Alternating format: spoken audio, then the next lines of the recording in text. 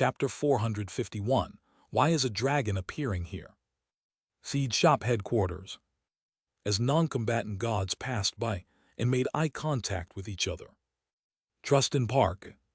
Trust in Park. They shouted the unified slogan, nodded their heads vigorously, and passed by. The phrase "Trust in Park" was currently a popular saying among the non-combatant gods, a shortened form of trust and invest in Park Sejun. And there was one god here, ready to invest in Sejun.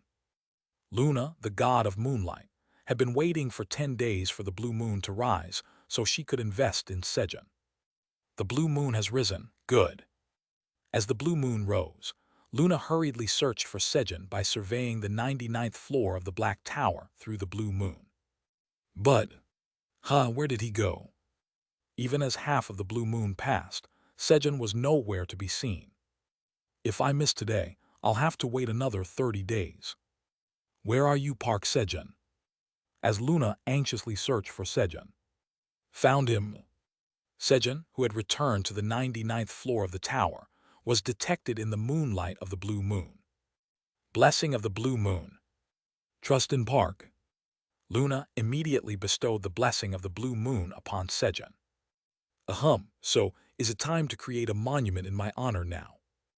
Luna, who had bestowed the blessing on Sejun, boasted. Although the detailed explanation of the blue moon's blessing wasn't visible in the description, Sejun saw. Blessing maintained for 30 days. Infinite defense against attacks up to 10 times the ability of the target until the blue moon's light is consumed. The blessing of the blue moon was an incredibly powerful blessing. Luna had every reason to be proud. Why is a dragon appearing here? Until Aileen appeared. 99th floor of the Black Tower. The tower's administrator says that it doesn't seem like a good idea. Aileen, are you worried that I might get hurt? The tower's administrator says that's correct. Aileen, don't worry, I'm now. Sejun tried to reassure Aileen by explaining the abilities he had gained. But the tower's administrator says that although she want to see your face directly, she are concerned you might get hurt. Aileen couldn't be reassured by just that. Aileen, really, it's okay. I can now even handle the awakened Ajax. Sejun said confidently. Aileen, I didn't mention it because I didn't want you to worry, but I even withstood the aura of the Apostle of Destruction. Don't worry. Though to be precise, it was only up to the 2nd stage of the seal. He left out the trivial details. The tower's administrator asks if you're really sure. Aileen was swayed by Sejun's confident attitude. It didn't seem possible, but if he endured the aura of the Apostle of Destruction, then my aura. Wanting to see Sejun, Aileen thought positively about his words. And then, the tower's administrator says she'll quickly finish what she's doing now and come. Good, nothing on my mouth, no tail or wings. As Aileen replied, she hurriedly checked her appearance in the mirror. Sure, take your time, Sejun grinned widely at the news that Aileen was coming. Pew Hugh Hut, it's time for me to step up, meow. Chairman Park, just trust me, meow. Now Vice Chairman Theo can even absorb Ophelia Nim's aura with ease, meow. Theo also stretched, wiggling his front toes. At that moment, Kilahit kaying. Guys, this is really delicious, try it. Yes. Kuruk. Sejun noticed Blackie offering dried sweet potato slices to Eamdal and G. Gomi. Would it be dangerous for the sunfish? The three who had once been the most powerful beings as apostles of destruction, but had now fallen to the level of sunfish. Clank. Go inside and eat for a while. Kilahit kaying. 5 pieces of dried sweet potato slices. Great Blackinem, this is so delicious. Kuruk. As long as they could eat something delicious, they didn't mind being treated like this. Just in case, I should also eat the Transcendence black beans. While Sejun was preparing 5 beans, the tower's administrator asks if it's okay to come now that she's finished her work. Hold on a second. Gulp. You have consumed Transcendence Black Bean, +2. Sejun quickly ate the Transcendence Black Bean, along with the other 4 beans. Wulong. The Kaira's secret skill. Absolute protection is activated for 10 minutes on yourself and nearby allies. During the activation of Kaira's secret skill, absolute protection, physical resistance and resistance to other energies are increased tenfold. He infused magic power into the Kaira's guardian necklace, activating the skill. Then, you can come now. Sejun, who had perfectly prepared to meet Aileen, answered. The tower administrator says she's coming then. Sejun, I missed you. As soon as the response came, Aileen appeared in front of Sejun, smiling brightly. Yeah, me too. Momentarily dazzled by Aileen's radiant smile, Sejun quickly regained his composure and replied. At that moment, the blessing of the blue moon breaks under the impact of a powerful force. A message appeared before Sejun. It breaks this easily. What the blessing of the blue moon is really weak. Lunanim 3 out of 10. Sejun thought that it was Aileen's aura that was strong, but rather that the blessing of the blue moon was weak. Because right now, Sejun had all his stats increased 16-fold due to the bean set, and with talent, slightly stronger than you look, his stats were boosted by an additional 10%. Thanks to this, Sejun's total stats approached 220,000. On top of that, he was being protected by power, sturdy young dragon's solid bone and Kaira's secret skill, absolute protection, giving him double-layered protection. Theo was also busily absorbing Aileen's aura. Meow, meow, meow.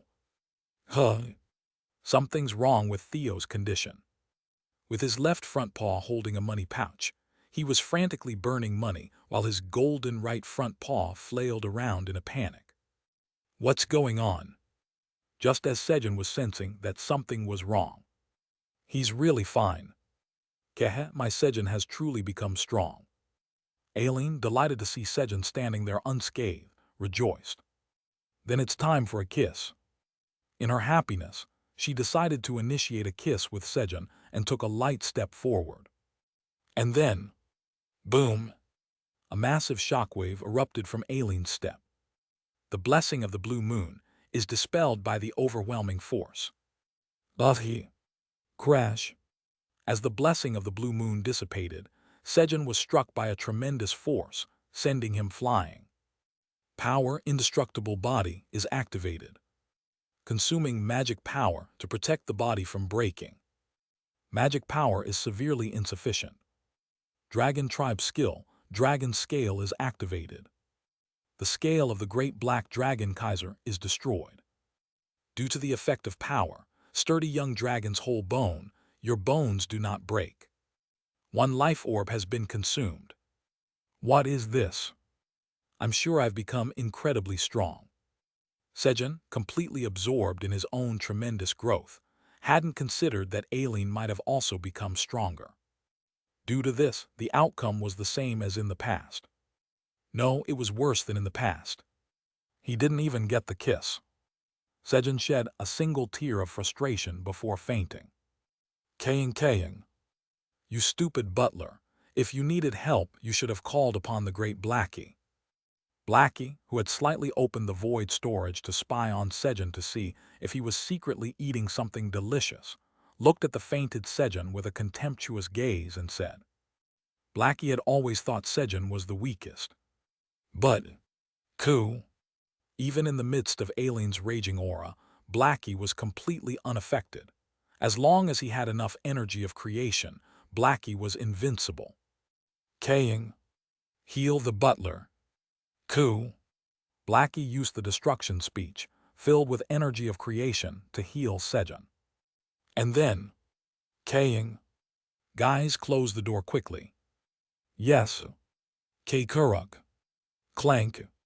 After exhausting his energy of creation, Blackie hurriedly closed the door of the void storage. First floor of the 10th tower. What? The door leading to the 10th tower has been destroyed. Yes, that's why Master couldn't come. I see. I didn't know that and got angry at Sejun for no reason. I should apologize to Sejun later.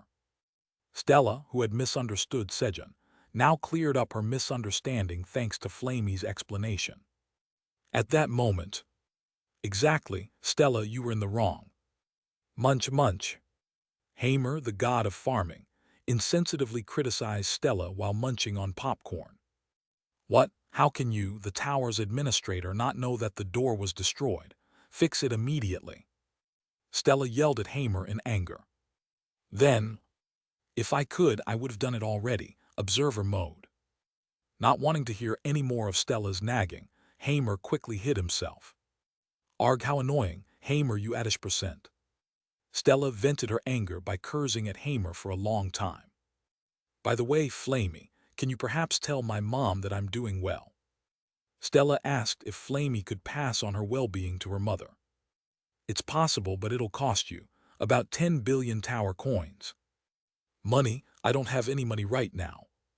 That's okay, I'll let you take it on credit, but there's interest for late payments. Flamey had learned the capitalist system well by watching Sejun. All right, then put it on credit. Sure, just leave it to me. Stella became the first customer of Flamey Bank, opening a negative balance account. 99th floor of the Black Tower. It's a bed. Gorarong. Kirorong. Umrorong. Kurorong. Sejun, who had regained consciousness, looked around as he heard the snoring of Theo sleeping on his lap, Blackie sleeping on his chest, and Eamdal and Gomi hanging onto Blackie's fur while they slept.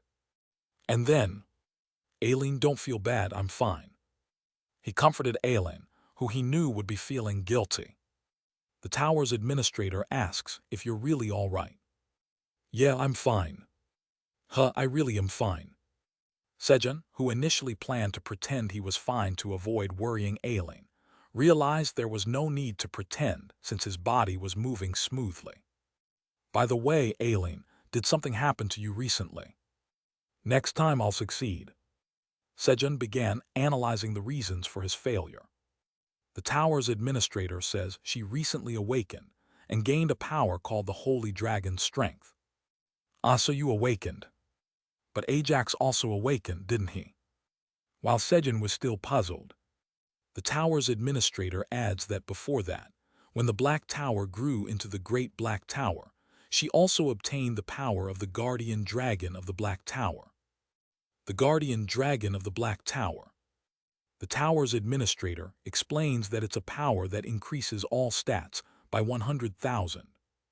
What? All stats by 100,000. So with power, Guardian Dragon of the Black Tower, her total stats increase by 400,000, and with power, Holy Dragon's Strength, they multiply tenfold. That alone adds up to 4 million. Considering Aileen's base stats were probably around 200,000. It was a miracle he wasn't dead.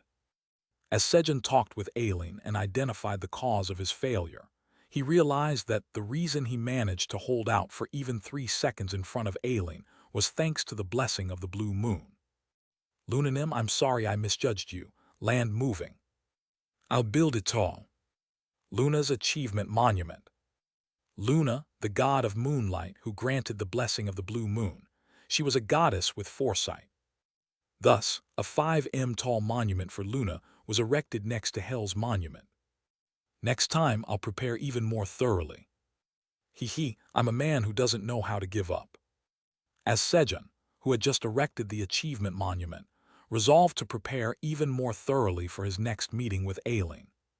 Puhu Hut, Chairman Park I, Vice Chairman Theo, will also prepare more diligently. Meow. This time I didn't get to shine. Meow. Theo was also burning with determination. And, did you hear? Lunanim received a giant temple from Park Sejun. As expected, trust in Park. Now that I think about it, isn't the seed shop opening soon? That's right, let's quickly prepare the seeds. All right, trust in Park. Trust in Park. The non-combatant gods at the seed shop headquarters also began to burn with enthusiasm, preparing to sell good seeds to Sejun at the upcoming seed shop event. Chapter 452, I'll burn you to death. The outskirts of destruction. I'm busy to death. Where did Kruger and Alice go? These bastards slacking off just because Fenrir isn't around. Don't tell me they're looking down on me, the second seed of the Apostles of Destruction. Halfas had an inferiority complex towards Fenrir, the first seed of the Apostles of Destruction. These bastards. Gather. He summoned all the Apostles of Destruction. However, it was Halfas's first time summoning the Apostles of Destruction directly, without Fenrir's orders. They'll come, right? Halfas nervously waited for the other Apostles of Destruction to gather. 99th floor of the Black Tower. 2 days had passed since the fainting incident, and it was now lunchtime. Guys, let's have lunch. Having spent the entire morning planting seeds of the Destruction Devourer, Sejun called for Blackie, Eamdal, and G. Gomi. Theo had gone to the Green Tower, and Kyungi had gone to the Herb Garden. Kilahit kaying. Hee, guys, I'm going to eat, it's food time. Responding to Sejun's call, Blackie ran towards him, leaving behind the Destruction Devourers. Great Blackinum, I'm so excited to see what today's meal will be. K. Kurug. Drooling, Eamdal and G. Gomi clung to Blackie's fur. Kilahit kaying. Hee, the great Blackie will specially tell you, today's lunch menu is cheese-rolled omelet. Blackie, who had secretly peeked at the ingredients Sejun had taken out earlier, boasted to the two. As expected of the great Blackinum. K. Kurug. Kilahit. Blackie arrived at the cooking area, receiving praise from his subordinates for finding out the lunch menu. Kaying. Butler, what is that hideous dish? In the cooking area, besides the cheese-rolled omelet, there was another dish. It was a cheese bomb steamed egg. The sight of the eggs rising and bubbling in the hot stone pot appeared grotesque to Blackie. This is called steamed egg, give it a try. Kaying. No way, I'm going to eat the cheese-rolled omelet. Blackie turned away from the steamed egg and went straight for the omelet. Sejun, may I try it? Sure, but be careful, it's hot. Curious about new flavors ever since awakening his sense of taste, Eamdal didn't hesitate and tried the steamed egg. Oh, it's delicious. As expected, it's a dish made by Sejun, while Eamdal was eagerly devouring the steamed egg. Kaying. Eamdal, is it tasty? After partially filling his stomach with the omelet, Blackie slowly approached Eamdal, who was enjoying the steamed egg, and asked. Yes, it's really delicious. Kaying. Really? Then the great Blackie will try it. Blackie, who had earlier dismissed the steamed egg as grotesque, and had shown a somewhat weak side as a leader by being picky. I'll show you the dignity of a leader. Chomp. He boldly stuck his snout into the stone pot filled with steamed egg. And then, Kiyayak. Hot. He screamed and quickly spat out the hot steamed egg that had entered his mouth. Eamdal's mouth was made of stone, so he could eat hot food very well.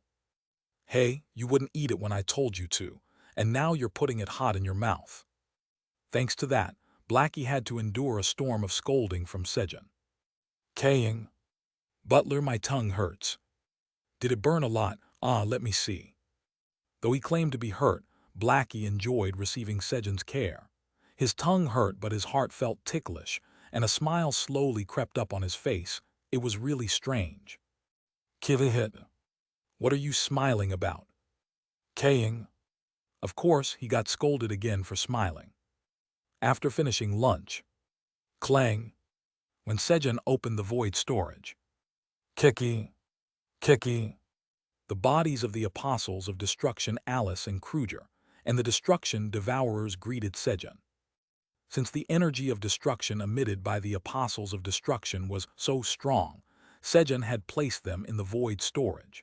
He had spent the morning planting the Destruction Devourers inside the storage.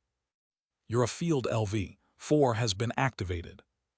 You have planted the seed of exploding stamina corn in the body of Kruger, 7th seat of the Apostle of Destruction, the Destroyer of Mountains. Your job experience has significantly increased. Your proficiency of your field LV 4 has greatly increased. Exploding stamina corn rapidly grows by absorbing the vitality of Kruger, 7th seat of the Apostle of Destruction, the destroyer of mountains. In the afternoon, Sejun was planting exploding stamina corn to complete his quest. When the dragons first discovered the Apostles of Destruction in Sejun's void storage, there was a huge commotion. This is Kruger and Alice. And they're not fragments but the real ones. Why are they in our Sejun storage? But where did their souls go?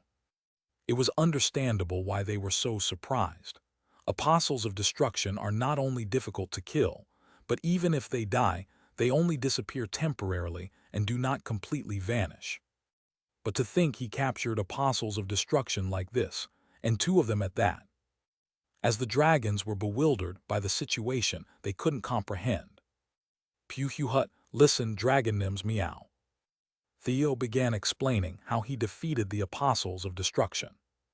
When Vice Chairman Theo and Kyungi were in danger, Chairman Park shouted, and Alice just collapsed, meow. Chairman Park saved us, meow. Although Alice had screamed in agony as she broke through the 4th seal, Theo skillfully glorified Sejun's role. But then Kruger appeared, meow. We were exhausted, but as soon as Chairman Park set his gaze on Kruger, it stopped moving, meow. That's why Chairman Park is amazing, meow. The dragons who listened to Theo's explanation. So who actually defeated them? They looked at Sejun with expressions of complete incomprehension. I don't know either. Shake, shake. Sejun also shook his head because he didn't know how he won. And so, the commotion over who dealt with the Apostles of Destruction subsided without a clear answer. After that, even when a strong energy of destruction flowed out around them once in a while, the dragons just thought, oh, it's just that. All right, time to harvest. Sejun, who had planted 1,000 corn seeds, went to the spot where he had planted the first one. There, corn that had grown well through rapid growth was ready for harvest. Snap! As Sejun snapped off the corn to harvest it. You have harvested exploding stamina corn. Your field LV 4 is activated, inflicting additional damage. Messages appeared. Although there wasn't a fierce clash of strength, Sejun was fighting the Apostles of Destruction in his own way as a farmer. Snap! As Sejun continued to harvest the corn, slowly chipping away at the life force of the Apostle of Destruction. You have harvested exploding stamina corn. Your field LV 4 is activated, inflicting additional damage. Your field LV 4 is activated, harvesting the stats of Kruger, 7th seat of the Apostle of Destruction, the destroyer of mountains.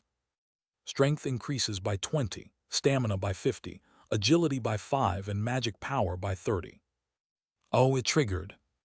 The stat harvesting option of the Yura field skill, which activates with a slim probability, had triggered. How sweet. Indeed, farming is the best. Sejun smiled as he checked the messages and continued harvesting the corn. Since stat harvesting was a game of probabilities anyway, the best and most optimal strategy was to harvest as many as possible to increase the odds. At that moment, Bev, the god of courage, urges you to show the same courage as last time. Bev, the god of courage, spoke to Sejun. The reason Sejun caught the eye of Bev, a combat god, was because of the heart of courage that Hell had given to Theo. And heart of courage. This divine relic was created by Bev, the god of courage, to give to those courageous enough to not yield to overwhelming power. The details can only be seen after receiving Bev's recognition. Currently, you can view part of the details as you have received Bev's recognition twice. You are granted power, the courageous one. You can accumulate achievements of courage to use when needed. Current accumulated achievements of courage, 0. Usage restriction. Those who have been recognized by Bev, the god of courage, 3 times for their courage. Creator Bev, the god of courage. Rating. Sejun had already received recognition from Bev twice. Once when he fought Alice, the Apostle of Destruction, an opponent he couldn't possibly defeat. and a second time when he courageously summoned Aileen, a being whose mere presence could put his life at risk. After that, when Sejun quietly continued farming, "You're the first man to receive my recognition twice after I created this divine relic." Bev, growing anxious, was urging Sejun. No, I don't want to. I absolutely won't do it." "Are you telling me to risk my life again? Are you crazy?" Of course, Sejun immediately rejected the offer. Bev, the god of courage, cheers you on, saying, "Park Sejun, you can do it." I said no, block. In the end, Sejun blocked Bev for 3 days. He had learned how to block gods from Kyungi. Later, as evening approached, "You have harvested 1,000,000 exploding stamina corn. You have completed the quest. As a reward for completing the quest, you have obtained 1 drop of the enhancing elixir." The quest was complete. No recognition. As Sejun waited for the recognition from Hamer, the god of farming. As a reward for completing the quest, you have received the recognition of Hamer, the god of farming. A belated message of Hamer's recognition appeared. Sejun, puzzled, went off to have dinner. On the first floor of the 10th tower, Park Sejun, the tower farmer of the Black Tower, has harvested 100 exploding stamina corn, and you have obtained 1 exploding stamina corn through the power. Harvest Thanksgiving. Park Sejun, the tower farmer of the Black Tower, has harvested 1,000,000 exploding stamina corn. Park Sejun, the tower farmer of the Black Tower, has completed the quest. Wow, that was really fast. Hamer marveled as he saw the quest completion message, something he had thought would take several months. That's right. My master is amazing. He's a farmer who owns a whopping 25 new varieties." Flamey proudly boasted about Sejun, puffing up with pride at Hamer's words. At that moment, "Good, since the first recognition is done, let's move on to the second one." Hamer tried to pull a trick. "I'll give recognition, but Kekek, I'll issue quests up to the 100th recognition to secure snacks for the next 1,000 years." He planned to continuously give Sejun quests without giving full recognition. However, Hamer didn't care to try. Flamey wasn't going to just stand by and watch Sejun be played with. QQ Kung. Flamey prepared to fight, raising massive roots once again. Whoosh. This time, unlike when fighting Stella, she also utilized the power of fire. What? What the hell? She wasn't even using her full strength when fighting me. Stella was shocked as she looked at Flamey. Just as she hadn't used her final trump card, Flamey also had a hidden ace up her sleeve. Of course, they both hadn't used their ultimate moves because they hadn't crossed each other's final line. But now, how dare you toy with my master? Hamer crossed that final line, and Flamey gladly unleashed her hidden power. "I'll burn you to death." "Eek, I got it, I'll recognize him." Thanks to Flamey's intervention, Sejun was able to receive full recognition from Hamer, the god of farming. On the 99th floor of the Black Tower. After finishing dinner, "Now I just need to get the recognition of Patrick, the god of earth." "Crunch," Sejun said, while diligently scooping out a giant watermelon that he had cut in half. "Kyung. It's delicious." Next to Sejun, Kyungi was also devouring an entire giant watermelon. The plump, drought-inducing watermelon increases all stats by 20 when consumed. 1 for Sejun, 1 for Kyungi. It was quite large in size for Sejun to finish on his own, but I need to get stronger if I'm going to meet Aileen. Vitality. With the help of his skill, Sejun managed to eat the whole thing by himself. You have consumed the plump, drought-inducing watermelon. All stats have increased by 20. Due to sufficient water intake, you won't be thirsty for 2 months. As expected, effort does betray. Sejun confirmed the results of his hard work after struggling to eat the watermelon. But why hasn't Vice Chairman Theo come back yet? Technically, Theo had briefly visited in the afternoon, mentioned something about special training, and then went back to the Green Tower without returning. I hope nothing happened to him. As Sejun was worrying about Theo. Chairman Park, I've come back, meow. Thud. Theo, who barely announced his return, collapsed on the floor. Vice Chairman Theo. Sejun quickly ran towards the collapsed Theo. Chapter 453. Apologize to our Theo. First floor of the Green Tower. Yum Niam Niam. Ophelia was enjoying the sausage skewer that Theo had brought. What, you want me to help with Vice Chairman Theo's special training? She was a bit taken aback by Theo's sudden request. That's right, meow. Vice Chairman Theo needs special training, meow. At this rate, I won't be able to protect Chairman Park, meow. Theo was greatly flustered when he met Aileen. Meow, the energy I need to absorb is too overwhelming, meow. As Aileen's strength increased rapidly, the amount of energy that needed to be absorbed to prevent her from harming Sejun became too much. So Theo had to burn through money to barely absorb Aileen's power, but he couldn't even absorb half of the energy that Aileen was emanating. However, thud, even that became useless with just one step from Aileen. When Sejun was thrown away, I passed out, leaving Chairman Park behind, meow. Theo had also lost consciousness for a moment. I'm still lacking, meow. That's why he decided to undergo special training. What do you need me to do? Aphelianum just needs to emit strong energy, meow. That's easy enough, but in exchange give me more sausage skewers. Got it, meow. And so, Theo decided to receive special training from Ophelia in exchange for sausage skewers. He returned to the Black Tower, got more sausage skewers, and went back to find Ophelia. It's dangerous here, so let's go to the 99th floor of the tower. Got it, meow. The two of them moved to the 99th floor of the Green Tower. All right then, I'll start. Since it's your first time, I'll start light. Meow. Ophelia slightly loosened the faucet she had tightly closed to contain the surging energy within her body. Then, whoosh! In an instant, the immense energy burst out of Ophelia's body and dominated the surroundings. This is incredible, meow. Theo was startled by Ophelia's energy, which was even more powerful than he had anticipated.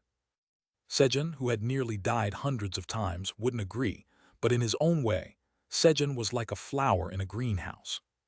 The monsters and dragons on the 99th floor of the tower were always cautious around Sejun, who might die from just breathing too hard.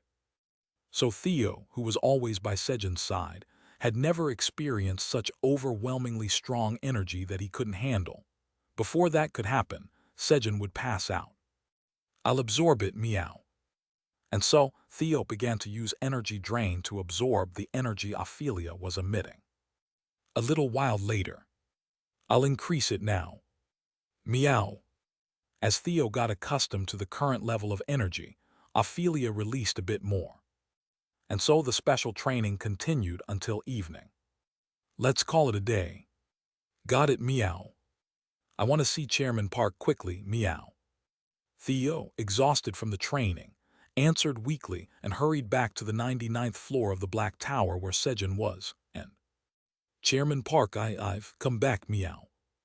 He tried to go towards Chairman Park's lap, but he was so tired that he fainted before he could reach Sejun's knee that he loved so much. Vice Chairman Theo. Sejun hurriedly ran to Theo. No injuries, no fever. He quickly checked Theo's body, but nothing seemed seriously wrong. Kaiser Nim. So he picked up Theo and ran straight towards the fountain where Kaiser was.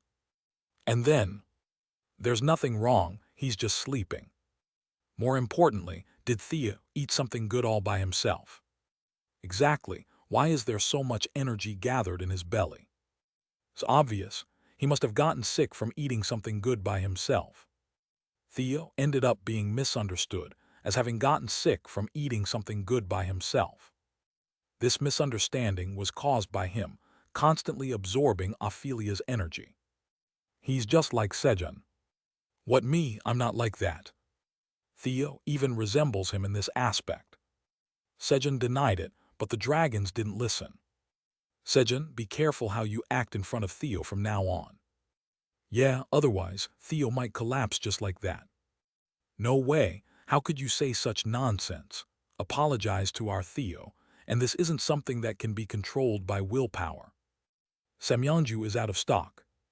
This was revenge for Theo. What? For the next 3 days, Samyeonju is out of stock. Da-da-da. Sejun, holding Theo, quickly descended the fountain and shouted at the dragons.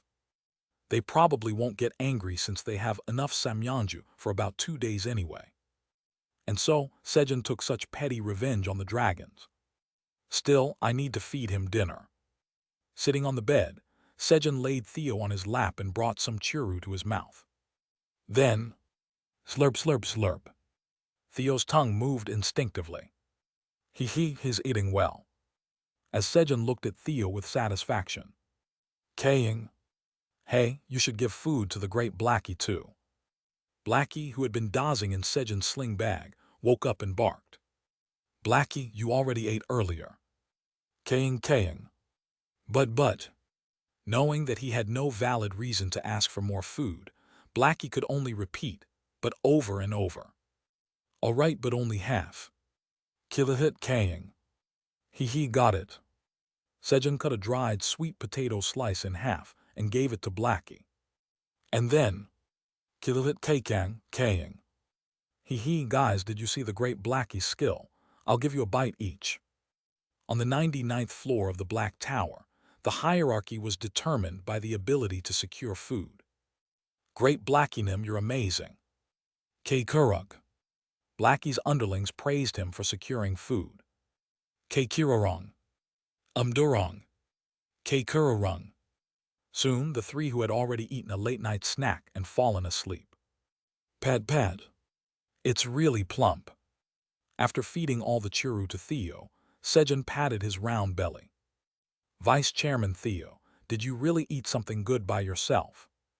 Sejun briefly doubted Theo. No way, our Vice Chairman Theo wouldn't do that.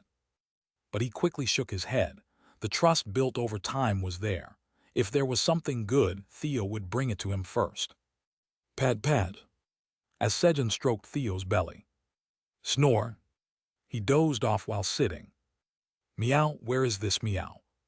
Theo hurriedly looked around. Around him, he saw a giant mountain of grilled fish and a pond of churu that he had always dreamed of. Then this must be the mental world of me, Vice Chairman Theo, meow. Just as Theo realized where he was. Thud. A giant Sejun appeared before Theo. Giant Chairman Park, nice to see you, meow.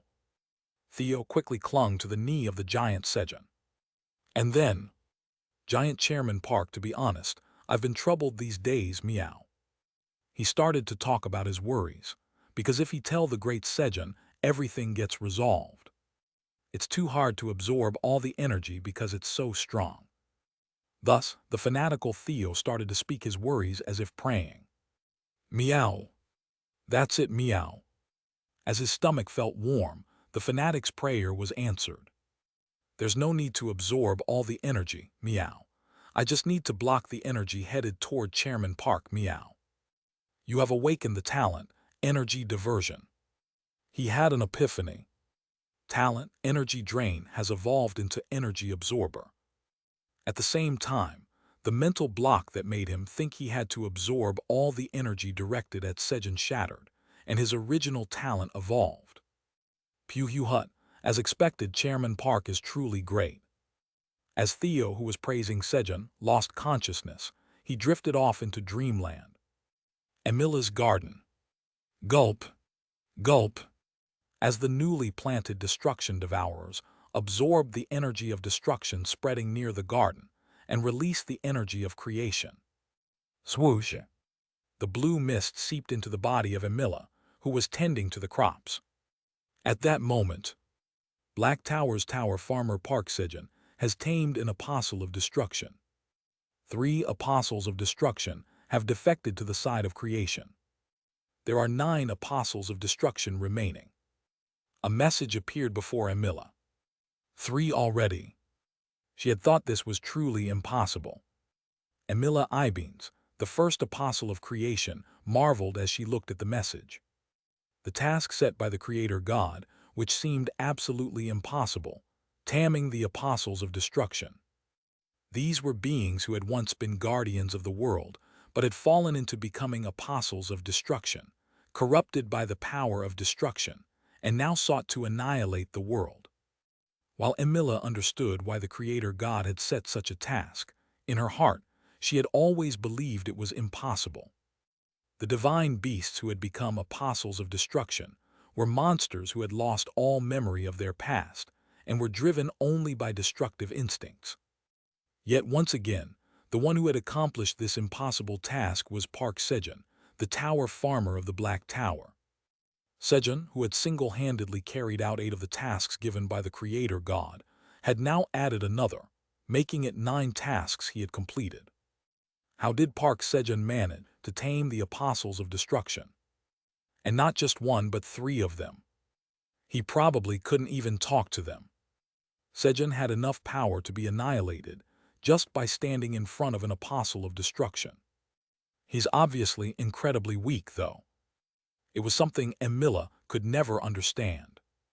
Well, since my strength has been restored thanks to the energy of creation, I'll provide a bit more support. I believe in you, Park Sejun. And so Emilia unknowingly joined the great wave of trust and invest in Park Sejun, and issued a new quest to help Sejun's growth. Did I fall asleep like this? Gorarong. Sejun spoke as he looked at Theo, who was snoring away comfortably, lying on his lap in a cross-legged position. Looks like he's better now. Yesterday, Theo hadn't snored at all while sleeping, but today he was snoring vigorously. Sejun patted Theo's forehead. Me wo. As if sensing Sejun's hand, Theo rubbed his forehead against it in his sleep. Hezeli. Sejun left his hand on Theo's forehead and played with it. And then, the seal of the earth's jewel has been broken. Grass, the god of grassland, teaches you a job skill laying grass LV, one to repay your kindness. A job skill. Reading through the backlog of messages, Sejun hurried to check the skill. Job skill laying grass LV, 1. Grass of uniform height over a 33 square meters area at once. Sejun, who had high expectations for the job skill, was a bit disappointed. Grassnum, just 3.3 square meters. Though he wanted to complain and say 0.9 square meters, he held back because it was a job skill. At that moment, a quest has been generated. Quest, plant 1 million Calamity Guardian Destruction, Devourer Seeds. Reward, receive 5 drops of growth elixir for every 1 million Destruction Devourer Seeds planted. A quest has been generated. Quest, achieve a population of 100 million Calamity Guardian Destruction Devourers. Reward, new variety. 2 quests appeared in front of Sejun. So basically, it's just telling me to work hard and plant more of them. Since he was planning to do that anyway, nothing would change just because a quest appeared. But it does seem important to increase the number of Destruction Devourers. Then it's time for enhancement. To ensure they would be even more effective, Sejun decided to use the enhancing elixir on the seeds of the Destruction Devourer. Drip. As soon as the elixir dropped onto the seed, it was quickly absorbed. Just as Sejun picked up the enhanced seed to check its options. The Calamity Guardian Destruction Devourer is enhanced by the enhancing elixir. The body of the Calamity Guardian Destruction Devourer becomes tougher and more resilient. The Calamity Guardian Destruction Devourer now absorbs a greater amount of energy of destruction. A flood of messages poured in. Although he only enhanced the seed, all Destruction Devourers were enhanced. What? Sejun was puzzled. But then, well, if it's a good thing, it's a good thing. He quickly dismissed it from his mind. And then, step. The scorching cherries are grateful for the farmer's footsteps and lend their strength. Your stamina stat potential increases from 4087 to 4088. He walked around the farm and headed to the cooking area to make breakfast. 74th floor of the Black Tower. Not many floors left now. Are there any cracks anywhere? The king of farming, who had barely climbed more than 2/3 of the Black Tower, was checking his bones for damage when, those people. He saw Sejun's group approaching from a distance. A small white bird and a pink pig. It was Piot and Urine. Great, now I can relax a bit. Finally the hardship ends, and happiness begins. Clatter, clatter. Thinking he could comfortably reach the 99th floor of the tower now, the king of farming hurriedly got up to greet them. Pio? Ah, seriously, Uranim. KQ sorry. Piot and Urine sped past the king of farming without stopping to greet him. And stop. 3 apostles of destruction were chasing after them. Ah, right, Uranim is really unlucky. The king of farming belatedly recalled Urine's misfortune. Damn it. He quickly started running after Piot and Urine, doing his best to keep up. Chapter 454, Pottery You Win. Seed Shop Headquarters. Brothers and sisters, look at this.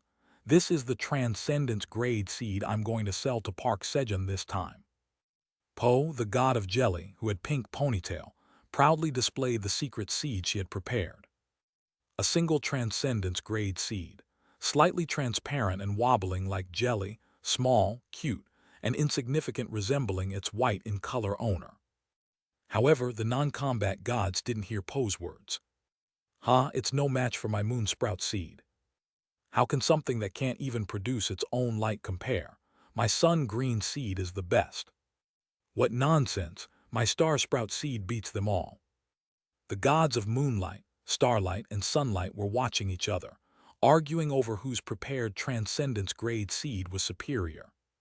Transcendence grade seeds were the most expensive seeds that the non-combat gods affiliated with the seed shop headquarters could sell, though difficult to grow. If successfully cultivated, one could harvest fruits with immense power, so the non-combat gods took great pride in their Transcendence grade seeds. Of course, the fact that the god who sold the seed would also receive a massive amount of divine power as a reward when the fruit was harvested played a part as well. At that moment, ho, I apologize in advance. This time the seed that Park Sejun will buy will be my dragon fruit seed. A black-haired beauty who joined the seed battle with a confident voice while stroking her hair. It was Miana, the god of dragons, who was always ignored by dragons. From the dragons' perspective, since they were already at god level, they did not revere Miana as a god. These damn dragons. I'll sell this dragon fruit seed and obtain a temple from Park Sejun. Thanks to them, although she was a god, she didn't have a single temple. Well, except for the 3 executives of the seed shop headquarters, God Miana's dragon fruit is the best. I don't think so. Even against the other executive seeds, the dragon fruit seed doesn't fall short. That's true. No, my seed is the best. Po shouted enthusiastically that her seed was the best, but her short stature and small voice were drowned out by the other gods' cries. Then, it appeared. A spherical seed altar appeared at the center of the seed shop headquarters. Seeds were placed inside that altar, and through a draw, the seed to be sold in the seed shop would be selected. As all the non-combat gods placed their secret Transcendence grade seeds, one by one, into the altar. Rumble! The altar began to spin rapidly. Once the seed shop opened, the drawing would begin. Trust in Park. Trust in Park. The non-combat gods, watching the spinning altar, prayed with one mind and one heart that their Transcendence grade seed would be selected and sold to Sejun. At the combat shop headquarters. Park Sejun, show me your courage. You can do it. Just one more time and the heart of courage will be yours. What's the worst that could happen? You just die. Bev, the god of courage, was trying to persuade Sejun with words that were not convincing at all. Park Sejun, the Black Tower's tower farmer, has blocked conversations for 3 days. Of course, the result was naturally being blocked. No, why won't you do it when you're so good at it? Bev muttered as if he couldn't understand. Then, trust in Park, trust in Park. The shouts of the non-combat gods came through the wall. Normally, he would have just ignored it, but what the hell, can't you be quiet? He was already angry because Sejun blocked him. Bev, frustrated by Sejun's block, took out his anger on the non-combat gods. Then, trust in Park, trust in Park. The voices of the non-combat gods grew quieter. What the heck is this trust in Park thing? Sejun, just do it one more time. Bev, curious about what trust in Park was, kept talking in the hopes that Sejun might unblock him. Black Tower, 99th floor. Blocked. Sejun, annoyed by Bev since the morning, blocked him. Your field LV-5 has been activated. You have planted the Destruction Devourer seed in the body of Alice, the mesmerizing spider and ninth seed of the Apostles of Destruction. As usual, after having breakfast, Sejun planted the Destruction Devourer seeds. About an hour later, your proficiency of your field LV-5 has been filled and the level has increased. 2 days ago, the level of the Yura field skill had increased to 5, and now the proficiency filled up again, raising the level once more. The levels are going up quickly. Let's see if anything has changed. Sejun checked the skill. You're a field LV-6. You can plant crops on living enemies. However, you cannot plant on enemies whose skin you cannot penetrate. When you use seed sowing on an enemy, the planted seed will take root in the enemy's body, absorbing life force and rapidly growing. Some seeds will trigger special effects. If you use harvesting to harvest the crops grown on an enemy's body, you can inflict additional damage. There is a low probability that stat harvesting, which randomly harvests the target's stats, will activate. When planting crops, an adhesive force will form on your feet, making it difficult for your feet to detach from the enemy's body. The activation probability of stat harvesting changed from rare to low. Adhesive force. It says my feet won't detach easily from the enemy's body. A new effect was added, making it harder for Sejun's feet to come off the enemy's body. When Sejun moved his feet, squelch, squelch, a sticky sound came from his feet. Thanks to this, Sejun could now easily plant crops even in positions that were difficult to plant before. Oh, this is good. Sejun could even plant crops while hanging upside down. This might seem like a trivial ability to others, but for Sejun, it was incredibly useful. Guys, look at this. Now I can hang upside down like peace-peas. Kaying. Hey, I'm falling. Huh. K. Kurug. Of course, since Blackie, who was in the sling bag, didn't have any adhesive force and he fell to the ground. But, thud. Sejun caught him safely. Your field LV-6 has been activated. Sejun planted crops on Alice's belly while standing upside down. However, Kiki, the Destruction Devourers born upside down couldn't move their roots, fearing they would fall. Okay, relax your roots. You'll get hurt if you strain. Here we go, 1, 2, 3. Shlug. Sejun carefully pulled out a Destruction Devourer and placed it on the ground. Phew, even pulling them out is hard work. After Sejun had lowered almost 10,000 Destruction Devourers. The seed shop is open. The 12th seed shop opened. Hehe, it's finally open. Sejun looked at the shop window with eyes full of expectation. Park Sejunim's rank is Transcendent. 7 types of seeds, including Transcendence grade seeds, will be shown randomly for today's sale. At your current rank, you can purchase as many seeds as you want within a 500 tower coins limit. Dragon Fruit Seed, Transcendence, 300 tower coins plus 500 pieces of World's Energy. All-Devouring Jelly Seed, Transcendence, 100 tower coins plus 100 pieces of World's Energy. 10 Sugarcane Seeds, 55 tower coins. 10 Pine Tree Seeds, 45 tower coins. Oh, it says I could buy Transcendence grade seeds from this time onwards. Sejun first examined the two transcendence-grade seeds at the top. Dragon fruit seed. It must be same as the dragon fruit on Earth, right? All-devouring jelly seed. No matter how much it devours, how much can jelly actually swallow? Jelly is just jelly. But transcendence-grade seeds also require world's energy. World's energy means SHRRR. Sejun pulled out about 1,000 coins that Theo had collected from defeating fragments of the Apostle of Destruction. This should be enough, right? Since he was curious about the transcendence-grade seeds, he bought them all. Sejun continued to examine the remaining seeds, but the only ones that really caught his attention were the sugarcane and pine tree seeds. I'll buy these 4 then. When Sejun made the purchase, you have paid a total of 500 tower coins and 600 pieces of world's energy to purchase dragon fruit, all-devouring jelly, sugarcane, and pine tree seeds. 500 tower coins have been deducted from Park Sejun's account in the seed bank. 5,000 points have been earned in seed shop mileage. A total of 5,101 points have been accumulated in seed shop mileage. 600 pieces of world's energy have been deducted. 600 seed shop coupons have been issued. Currently, there is only one item available for exchange.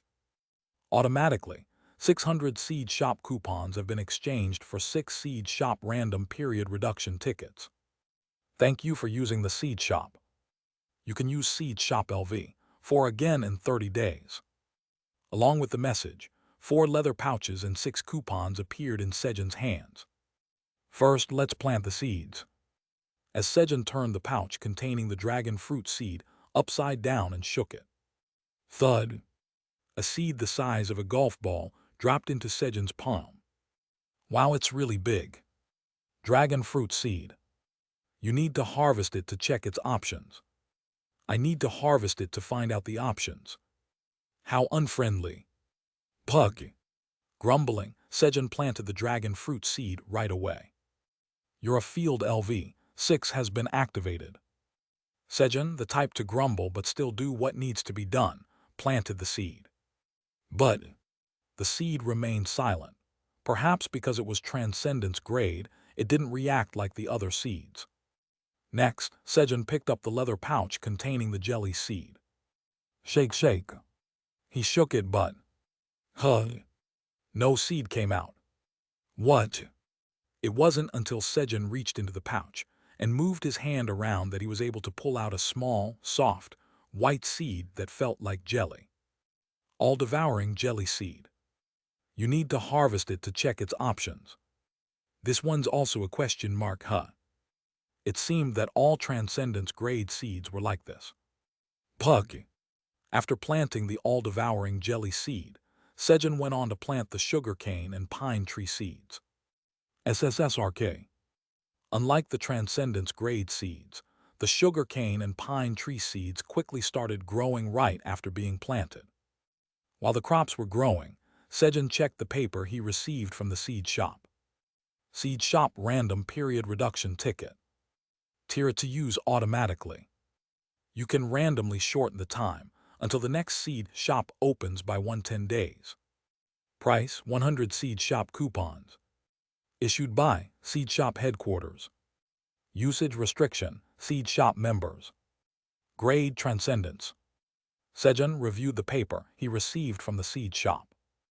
You can randomly reduce the waiting period for the seed shop to open by 1 to 10 days. Oh, then, if I'm lucky, I could open the seed shop again right away. Tier. After reading the explanation, Sejun immediately tore one of the seed shop random period reduction tickets. Then, you have used the seed shop random period reduction ticket.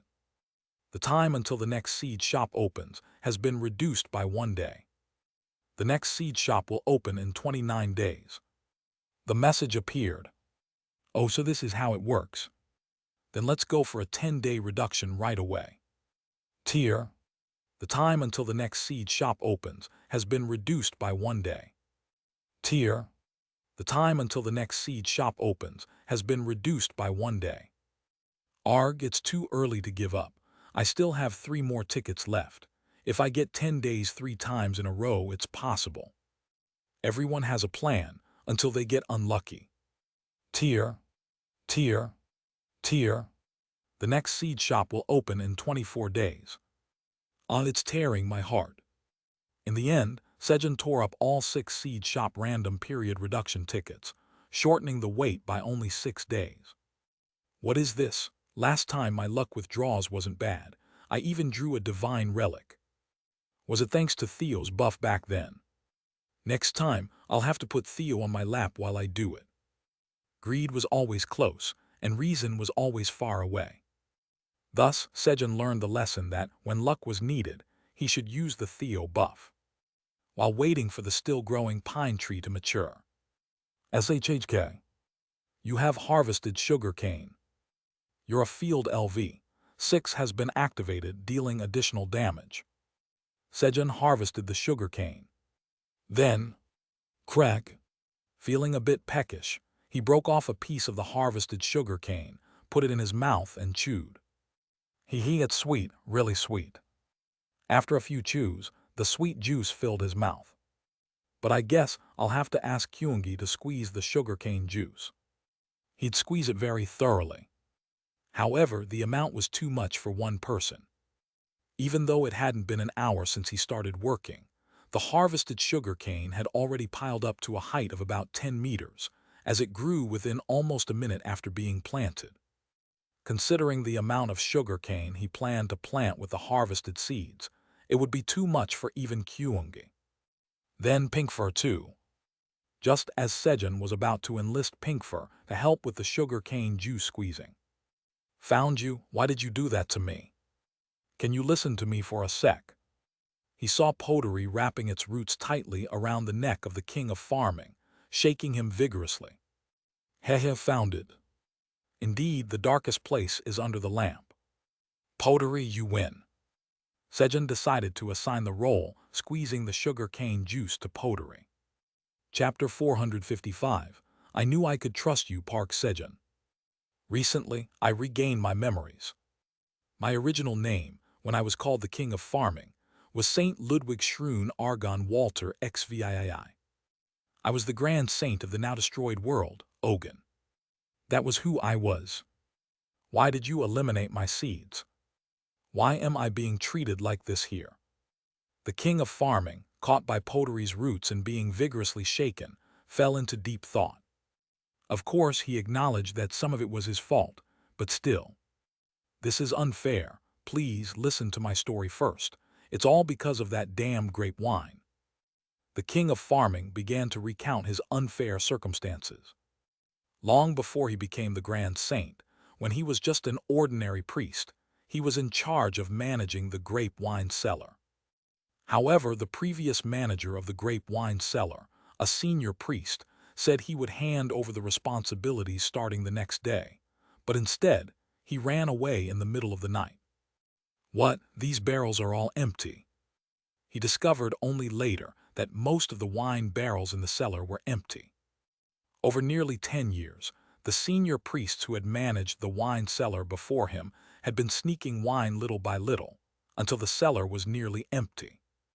In a game of hot potato, he received the bomb when its fuse was almost down to 1. I'm doomed. As he fell into despair and spent his days in despair. What? There will be an inventory check in a month.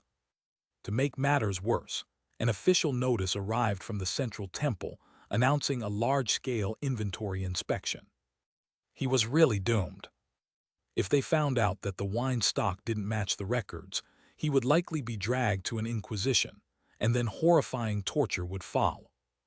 Why must I endure such trials? God, please help me. So he prayed fervently to Li, the god of abundance, inside the wine cellar, but at that time, Li was too popular and too busy to listen to a lay priest's prayers. Ugh, this rotten world. When praying fervently for a day proved to be useless. Since there's not much left anyway, I'm going to drink this and die. In a fit of anger, the King of Farming drank all the remaining wine in the cellar. And then, when he came to his senses, he found himself lying on the ground, surrounded by grapevines bearing grapes he hadn't seen before. In his drunken state, he had developed a divine spell to create seedless grapes. After that, the king of farming's future was smooth sailing, because he could produce as many grapes as he wanted, which were ingredients for holy water. That's how I became the high priest. So you're saying you mass-produced seedless grapes and lived well off of it. You grape butcher, I'll avenge the grapes that couldn't be born because of you. Huh? This wasn't right. He was sure he had explained his unavoidable circumstances. The king of farming was flustered by Potary's reaction. Thud. I was wrong, please spare me. He quickly realized what he needed to do and started begging for mercy. HMPH. Potary, not intending to kill Sejun's subordinate, decided to calm down. After all, if it made too much of a fuss, it might be revealed that it had once blocked Lee Road. Just as the situation was settling down, Potary calmed down. You have seeds now and the king of farming doesn't. Oh, that's true. Sejun approached and soothed the angry Potary. Thanks to that, the king of farming suffered a mysterious loss. He felt somewhat wronged. Even if Sejun Nim is here, I call. Words he wanted to say surged from his heart, not his mind. But, no, I must endure. If he crossed Sejun, he would face something far worse than what he was dealing with now, so the king of farming suppressed his urge to speak. Just then, King of farming, do you have something you want to say? Sejun asked the king of farming, who seemed like he had something to say. And then, Sejun Nim is. As the words the king of farming had been struggling to suppress were about to burst out. It's been a while, Tower Farmer of the Black Tower, Park Sejun. Fortunately, the king of farming's eyes turned golden as Lee descended. Lee Nim. Yes, it is I have traveled a long way to deliver the divine relic you have been waiting for. Though it was the king of farming who had made the long journey, Lee took the credit for it. Now receive my divine relic. Flash. With Lee's words, a brown tattered pouch appeared on Sejun's hand. Pouch of abundance. Is this the divine relic? When Sejun looked at Lee with doubtful eyes. The appearance isn't everything. Hurry and check it out. Feeling embarrassed, Lee spoke while slightly avoiding Sejun's gaze, unlike her bold words. Yes. Right, appearance isn't everything. Acknowledging Lee's words, Sejun checked the options of the tattered pouch. Pouch of abundance. A divine relic imbued with the power of Lee, the god of abundance, who was in charge of ancient abundance. Since it wasn't crafted all at once, but rather over multiple sessions whenever divine power emerged, it turned into a patchwork. During the process of connecting dozens of patches, the ability of the divine relic became inconsistent. If you place one grain or fruit inside and wait a day, it will randomly multiply into 1 to 10 pieces. Usage limitation. Park Sejun, Tower Farmer of the Black Tower, recognized by Lee, the god of abundance. Creator, Lee, the god of abundance. Grade. This is random too. Moreover, it meant that there might be no increase from 1 to 1. It seemed like today was filled with items with random effects, as if to test his luck. However, I already know the strategy. Having just learned a lesson after using up 6 seed shop random period reduction tickets. I'll only open it when Theo is on my lap. Or maybe I should have Theo carry the pouch around all the time. But then, there might be people who would underestimate Theo for carrying around a tattered pouch. But then they'll become a slave, As Sejun was imagining Theo luring in slaves while carrying the tattered pouch. What's this? Park Sejun is laughing. Lee, who was honestly feeling guilty because the divine relic's ability had come out lacking. As expected, there's no way my divine relic would disappoint Park Sejun. Seeing Sejun smile at the divine relic, Lee's expression began to fill with pride. Of course, since the king of farming was a skeleton and couldn't show facial expressions, Sejun couldn't see Lee's proud look. Lee Nim, thank you. I'll make good use of this divine relic. Ahem, you've read the explanation, so you should understand well, but just so you know, it's because the divine power was lacking that it turned out to look like a patchwork. Yes, I apologize for misunderstanding. It's fine, but if you want to change the appearance of the pouch of abundance, Lee was about to suggest that Sejun build a monument for her too. However, oh, the appearance is fine. I actually like it more this way. Sejun rejected the offer. Ugh.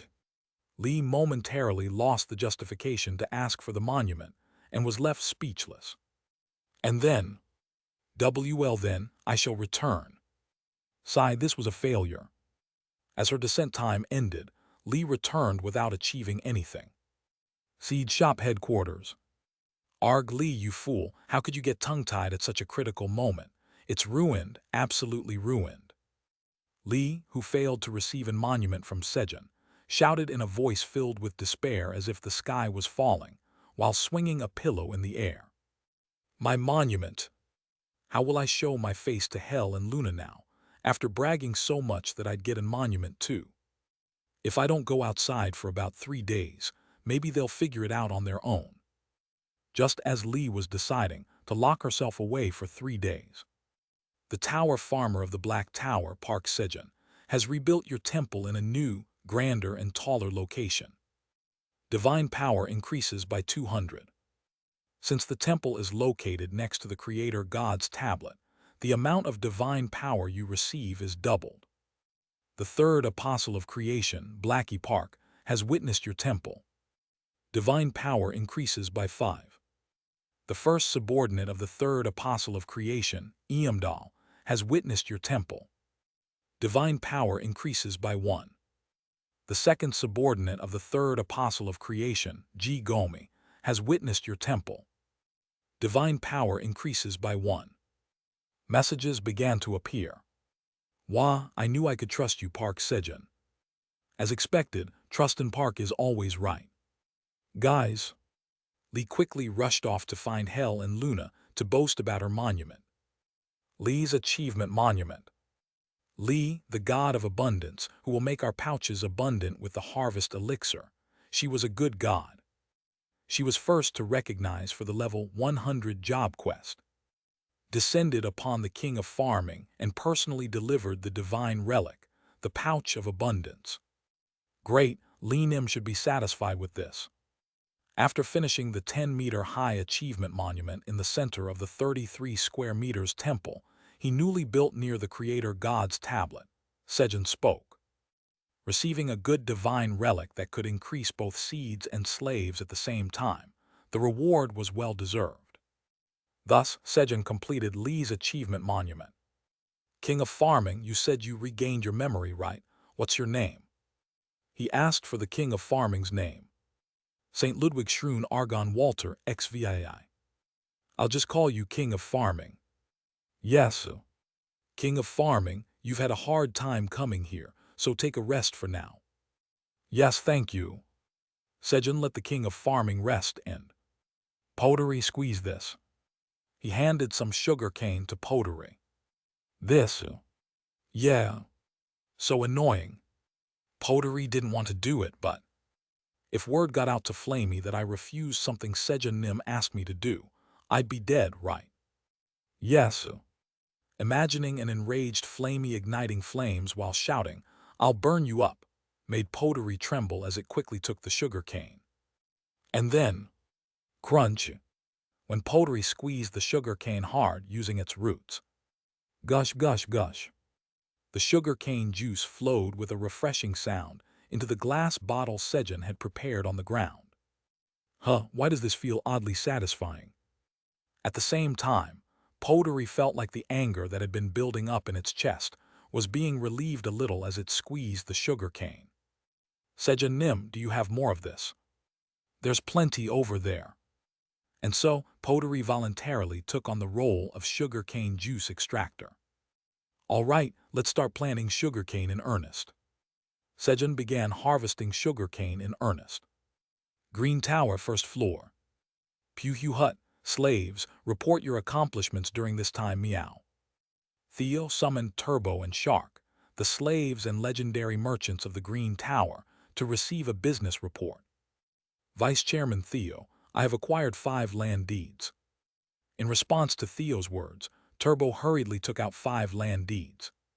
3 were from the Green Tower, 1 from the Black Tower, and 1 from the White Tower. I can't lose my legendary merchant item, the 7 Towers, land deed detector here.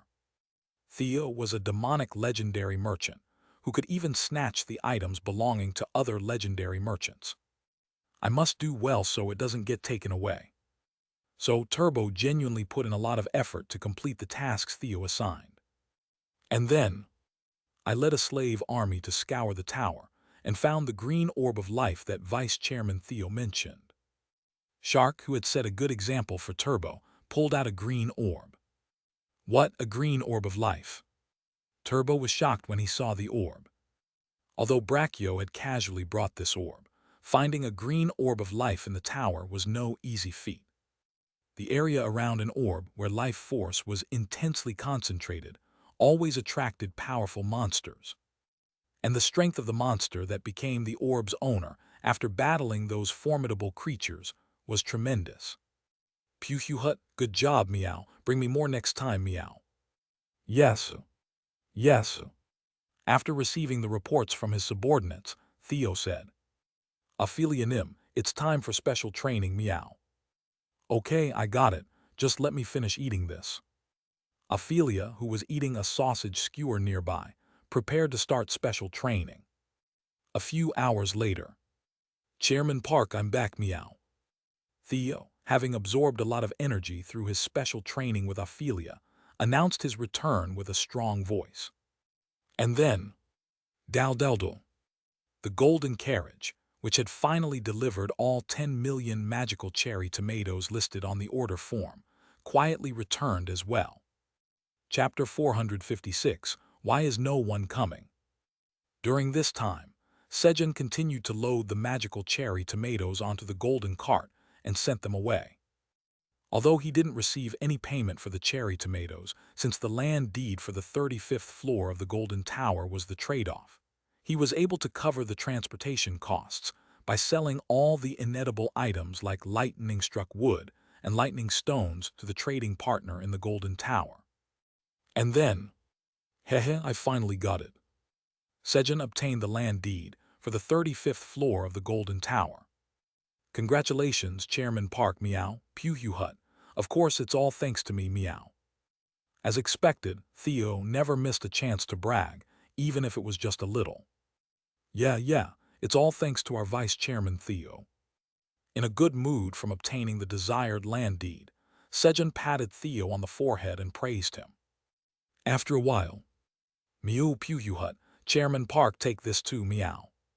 Theo, who had been thoroughly enjoying Sejun's touch, put his front paw into his bag and rummaged around before handing over the items he received from Turbo and Shark to Sejun. Land deeds and a green life orb. This was fortunate, as Sejun had been feeling a bit disappointed lately because Brachionim had been giving him money instead of green life orbs. The green life orbs that Brachio gave to Sejun were not something she deliberately sought out, but rather something she collected after dealing with monsters who had grown stronger from consuming the green life orbs and were endangering other monsters with extinction. For Brachio, it was much easier to go outside and deal with the red mist to earn money, rather than going through the hassle of exploring the tower to find monsters with green life orbs. Vice Chairman Theo, get more of these. Got it, Meow, just trust me, Meow. Although it was Shark who did the hard work, it was Theo who took the credit. Sejun now had a total of 45 green life orbs, including the one he just obtained, but he wasn't satisfied. The more life orbs he had, the more secure he felt. And then, Pewhut, Chairman Park, I did well, so give me some churu, Meow. Churu is a form of praise, Meow. All right. Theo also liked it when Sejun praised him a lot. Chomp, chomp, chomp. While feeding churu to Theo with one hand, Sejun checked the 5 land deeds Theo brought with the other. The land deeds were for the 22nd, 26th, and 28th floors of the Green Tower, and the second floor of the Black Tower, and the 97th floor of the White Tower. Clag clag. As Sejun was neatly organizing the obtained land deeds. So now I have all the land deeds for the Green Tower from the 20th floor to the 28th floor. He realized that he now had all the land deeds for the Green Tower from the 20th floor to the 28th floor. Oh, this is good. I should go and register them all at once. Of course, for now, the 35th floor of the Golden Tower was the priority. But to go to the Golden Tower, I'll need to prepare for the lightning first. I guess I'll have to block it with magic, right? Just as Sejun was thinking about taking Iona to the Golden Tower. Pio. Theonim, are you going to the Golden Tower? Pewhut, that's right, meow. I'm going with Chairman Park, meow. Theo was boasting to Piot, Urin, and the Minotaur King that he was going to the Golden Tower with Sejun. And then, you're here, but why did you three come together? Sejun turned his head and asked as he heard their conversation. Moo. We just finished special training. Special training. In truth, Piot, Urin, and the King of Farming had been fleeing from the Apostle of Destruction when they encountered the Minotaur King patrolling the 90th floor of the tower and joined him to ascend together. The three of them were relieved and comfortably came up to the 99th floor with the Minotaur King, but moo moo. You guys are too weak. It's time for special training. What awaited them was not rest, but the Minotaur King's brutal 3-hour special training. But why did the King of Farming come first? Moo. The King of Farming was too weak to endure my special training, so he was excluded. Haha, so the King of Farming is also a sunfish too. Sejun chuckled at the King of Farming. Minotaur King, can I take the special training too? For some unknown reason, Sejun suddenly had the confidence to ask if he could also undergo the Minotaur King's special training. Moo. Sejun asked the question, and the Minotaur King pondered deeply as he stared intensely at Sejun. Moo. You can manage about 10 minutes. What, a whole 10 minutes? Sejun was deeply moved by the Minotaur King's words. Honestly, I thought it would be about 3 minutes. I've grown a lot. Minotaur King, then please train me too. I need to get stronger if I want to see Aileen. Moo. Then endure it. Endure what? Just as Sejun was about to ask. SHWK. The Minotaur King's right index finger descended over Sejun's head. CHK. As Sejun hurriedly raised both arms to block the Minotaur King's finger, an immense Herculean strength transmitted through the finger began to press down on Sejun's body. 9 minutes and 55 seconds later. Alug. I feel like I'm going to die. Sejun screamed as sweat poured down his body. You have resisted an enormous weight. Strength has increased by 1. Your body has endured an enormous weight. Stamina has increased by 1. Still, the messages that appeared roughly every minute helped him endure. But now, I can't take it anymore. He had reached his limit. Just as Sejun's body was on the verge of collapsing. CHK. Moo. The 10 minutes are over. The Minotaur King withdrew his finger right at the 10-minute mark. Huff, huff, huff. Chairman Park, your face is ugly even more now, meow. Poke, poke, poke. Theo clung to Sejun's face, who was catching his breath with his head lowered, and began intensive care. Normally, Sejun would have immediately retorted with "It's not ugly," in anger, but I did it, I really did it. Sejun was filled with pride at the tremendous sense of accomplishment from enduring the Minotaur King's finger. And then, Kuahete. The feeling of accomplishment continued even in his sleep. The next morning. All right. Sejun, who woke up feeling great. The seal of the Earth's jewel has been broken. He checked the message in front of his eyes. Today, Tan, the god of charcoal, left a reward of purifying charcoal on 3.3 square meter of land. That's a bit ambiguous. Sejun decided to determine the size of the Tan road based on the reward. SHWK. Sejun raised his upper body. Gorarong. Kurarong. Kirarong. Iamdorong. Kurarong. Iona. He noticed Iona sleeping while wrapped in Theo's tail. This is perfect. He was planning to call her when he went to the Golden Tower anyway. Mio. Chiang. Sejun got up from the bed, taking Theo and Blackie with him. Yona, who was wrapped around Theo's tail, and Iamdal and Jigomi, who were clinging to Blackie's fur, came along automatically. With the group in tow, Sejun headed outside. First, he looked for the reward from Tan, the god of charcoal. And then found it. He discovered 100 pieces of charcoal, each as thick as a calf, between the cornfield and the sweet potato field. Purifying charcoal. This charcoal is a product personally made by Tan, the god of charcoal. It purifies the air within a 1 km radius. If washed thoroughly with holy water, it can be reused at 50% of its original effectiveness. Creator, Tan, the god of charcoal. Grade A. Let's put one in the bathroom for now. So, Sejun placed one piece of purifying charcoal in the bathroom. Oh, the air's much fresher now. He could immediately feel the difference. Tan Nim gets 22 square meters. Land moving. Tan Road. The god of charcoal, who gave us purifying charcoal as a gift so we could enjoy fresh air even in the bathroom. He was a considerate god. After creating the Tan Road, Sejun entered the void storage. Kiki. Kiki. He was welcomed by the destruction devourers as he checked the crops he had planted inside the Apostle of Destruction's body. Nice, the pine nuts are all grown. He saw that the pine nuts had grown tall on the pine trees, hanging like pine cones. I'll harvest them later. Sejun then checked the plum tree that he had planted after breaking the amber and taking out the plum seed inside. Oh, the plums have all grown. Plug. When Sejun picked a plum.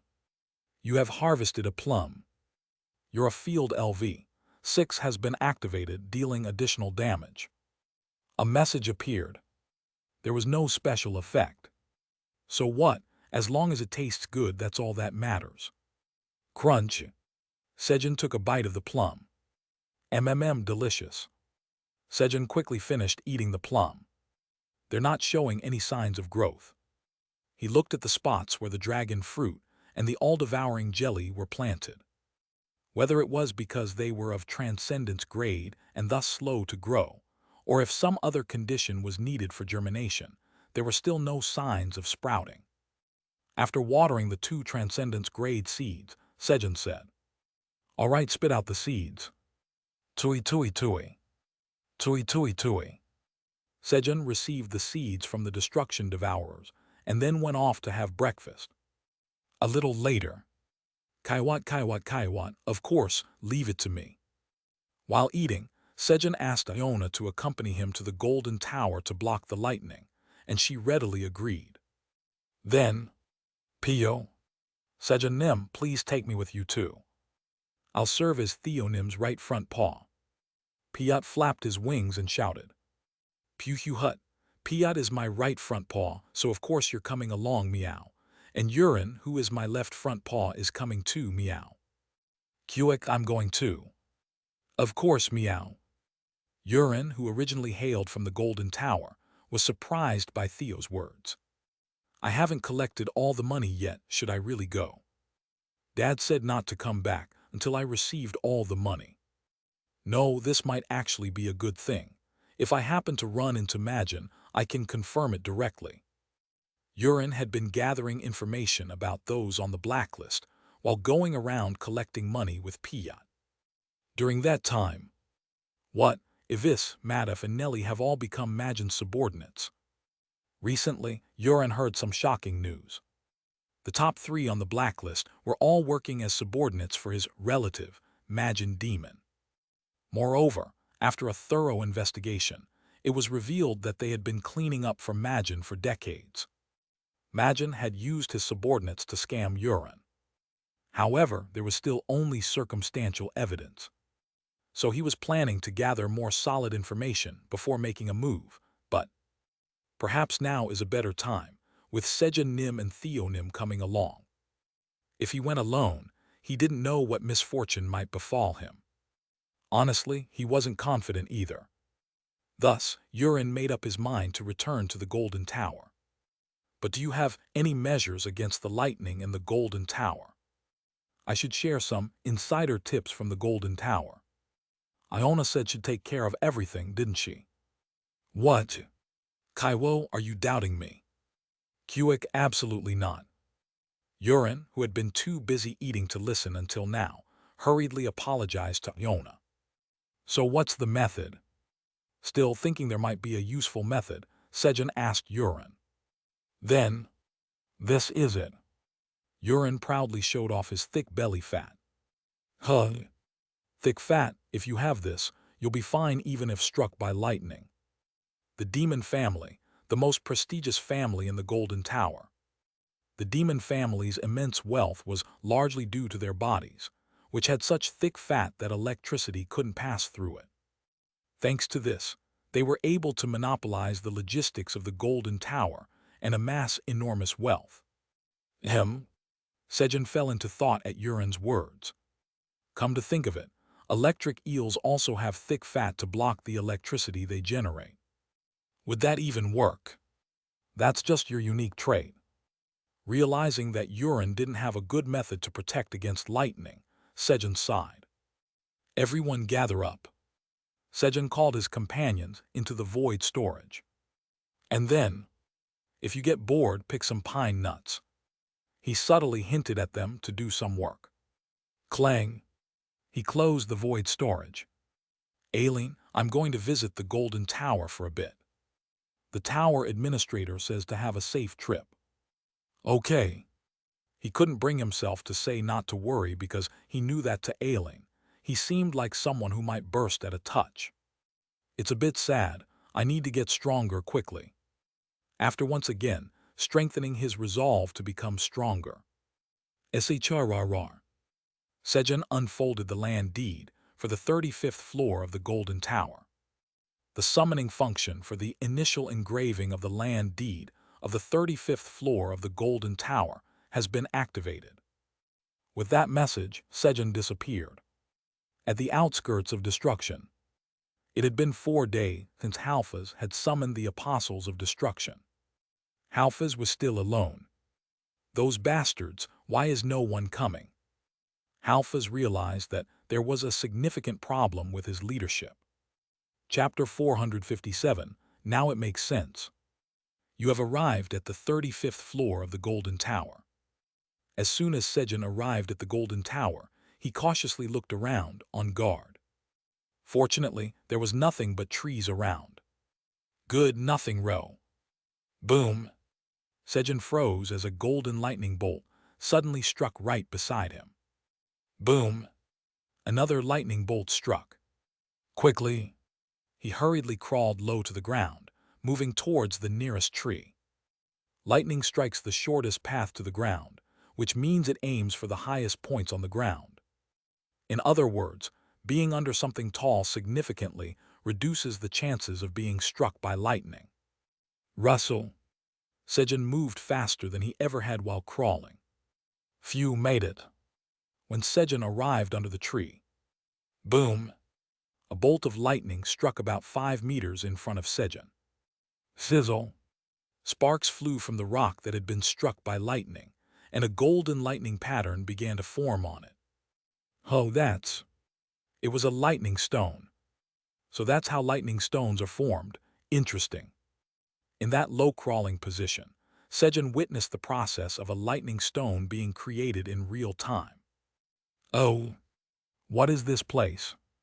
He belatedly noticed that lightning-struck wood and lightning stones were all around him. They were everywhere in sight. He had expected many, but this was way too much. As expected, the name Golden Tower is fitting. Cautiously, Sejun moved while still lying on the ground, picking up lightning-struck wood and lightning stones as he went. Clank. Meow, Chairman Park, look at this, meow. I Vice Chairman Theo have gathered a lot of pine nuts, meow. Theo, his arms full of pine cones, ran out of the void storage and stepped on the back of Sejun's head, and thud. He. Thanks to that, Sejun ended up face-planting into the ground. Kyuehe Kyuung. Hehe, Dad, Kyungi also gathered a lot of pine nuts. Thud. Kikihit Kaying. Hee, the great Blackie has arrived. Thud. Sejun's head was stepped on by Kyungi and Blackie, who followed. These little. He couldn't really complain since it was an accident, so he just swallowed his anger. Chairman Park, raise your head, meow. There's no need to be ashamed of your ugly face, meow. Theo, oblivious to the situation, tried to comfort Sejun by patting the back of his head, only making him angrier. Pew Hut, Chairman Park, don't be discouraged, meow. I Vice Chairman Theo will definitely make sure you have an unugly face someday, meow. It's not ugly. Admit the truth, Chairman Park, meow. In the end, Theo suffered the rice cake treatment as Sejun pinched his cheeks. While Theo was getting his comeuppance from Sejun. Boom. Kyuehe Kyuung. Hehe, there's a lot of lightning here. I can recharge my Thunderbolt staff. Kyungi was holding up the Thunderbolt staff, trying to get it struck by lightning as he watched the bolts falling from the sky. Kilahit Kaying. Hee, guys, it's adventure time. Yes, great Blackie-nim. K-Kuruk. Thump thump thump thump. Blackie, eager to explore with his subordinates, dashed off, only to halt when. Boom. Boom. More lightning struck around them. Kaying. I'm suddenly sleepy. Hey, lift me up. As expected, it's dangerous outside the sling bag. He started whining to Sejun.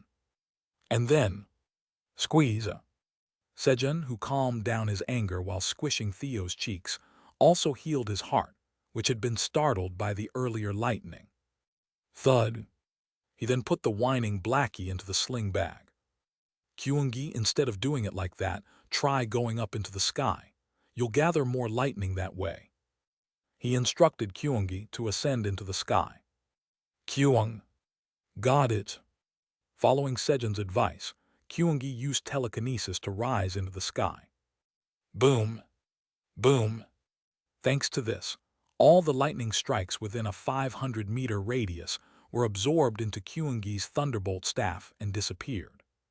All right, Kyungi, the Thunderbolt staff is complete. All the effort Sejun put into preparing for lightning turned out to be unnecessary. Sejun's worry about the lightning vanished completely. Of course, there were still occasional bolts that didn't head for Kyungi's Thunderbolt staff and instead struck the ground, but Kyuika, the icon of misfortune, Urin took all the hits.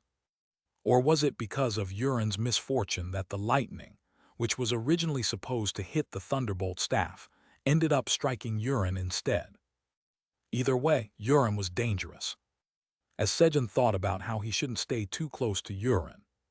You saw that, right? If you shout spirit like this when you get struck by lightning, it doesn't hurt at all. Urin boasted proudly, puffing out his chest a little. It's not about shouting with spirit, that only works for you. Urin, always maintain a 100-meter distance from me. Yes. Sejun kept Urin nearby as insurance in case any lightning happened to fall. A man who even utilizes misfortune. Hehe, I'm pretty cool. With the perfect lightning protection system now in place. Kyungi, Piat Peacepeas, inform me if you find any suspicious spots or waypoints in the sky, and the rest of you, gather the lightning-struck wood and lightning stones. Sejun got up from his crawling position and assigned tasks to the group. And then, but why hasn't the land deed quest appeared? He began inspecting the nearby trees to trigger the land deed quest. At that moment, Sejun spotted a bare tree with lots of yellow lemons on its branches, which was unlike any of the other trees on the farm. What's this? Is this a lemon farm? Just as Sejun reached out to pick a lemon. Kayak. The lemons, or rather, the armadillos disguised as lemons, unfolded their bodies and tried to bite Sejun's hand. Meow meow meow. Kaiwat, subdue. Guard Theo has defeated Enlightening Armadillo. You have received 5,000 experience points, 50% of the experience gained by Guard Theo. Guard Iona has defeated Enlightening Armadillo. Of course, the Lighting Armadillos were easily subdued by Theo and Iona. A quest has been triggered. Quest: defeat the Lighting Armadillos that are devouring the leaves and fruits of the grapefruit trees in the grapefruit farm on the 35th floor of the Golden Tower. Lighting Armadillos, 701,000. Lighting Armadillo Queen, 01. Reward: recognition as the rightful owner of the farm on the 35th floor of the Golden Tower. The land deed quest had appeared. Guys, we need to catch 9,300 more Lighting Armadillos and the Queen. As Sejun was informing Theo and Iona about the quest. Theo Kyuon Park 10,000 step meteor strike, meow. Kaiwat, subdue. Boom. Theo and Iona began attacking the surrounding ground. Lighting Armadillos, 3,501,000. Lighting Armadillos, 5,701,000. Lighting Armadillos, 8,301,000. The number of Lighting Armadillos being defeated rapidly increased. Meow. Boom. You have defeated 10,000 Lighting Armadillos and 1 Lighting Armadillo Queen. You have completed the quest. As a reward for completing the quest, you have been recognized as the rightful owner of the land deed for the grapefruit farm on the 35th floor of the Golden Tower. Land deed skill, farm information LV, max is activated. Theo's giant footprints appear as far as 1 km from the farm, marking the completion of the land deed quest. Thanks to this, Sejun's task ended quickly. I'm a bit hungry, so should we have a snack? He started grilling sausages for the group to eat. Kyuang. Hey, it's sausage time. Kyuangi, while still keeping the Thunderbolt staff floating in the sky with telekinesis, focused on the grilling sausages. The other members of the group also gathered around the campfire, eagerly waiting for the snacks. Yurin, unfortunately, had to eat alone, separated from the group, but Sejun made sure to give him plenty of sausages. This looks delicious. Rather than being disappointed, Yurin was actually pleased to be able to have all the sausages to himself.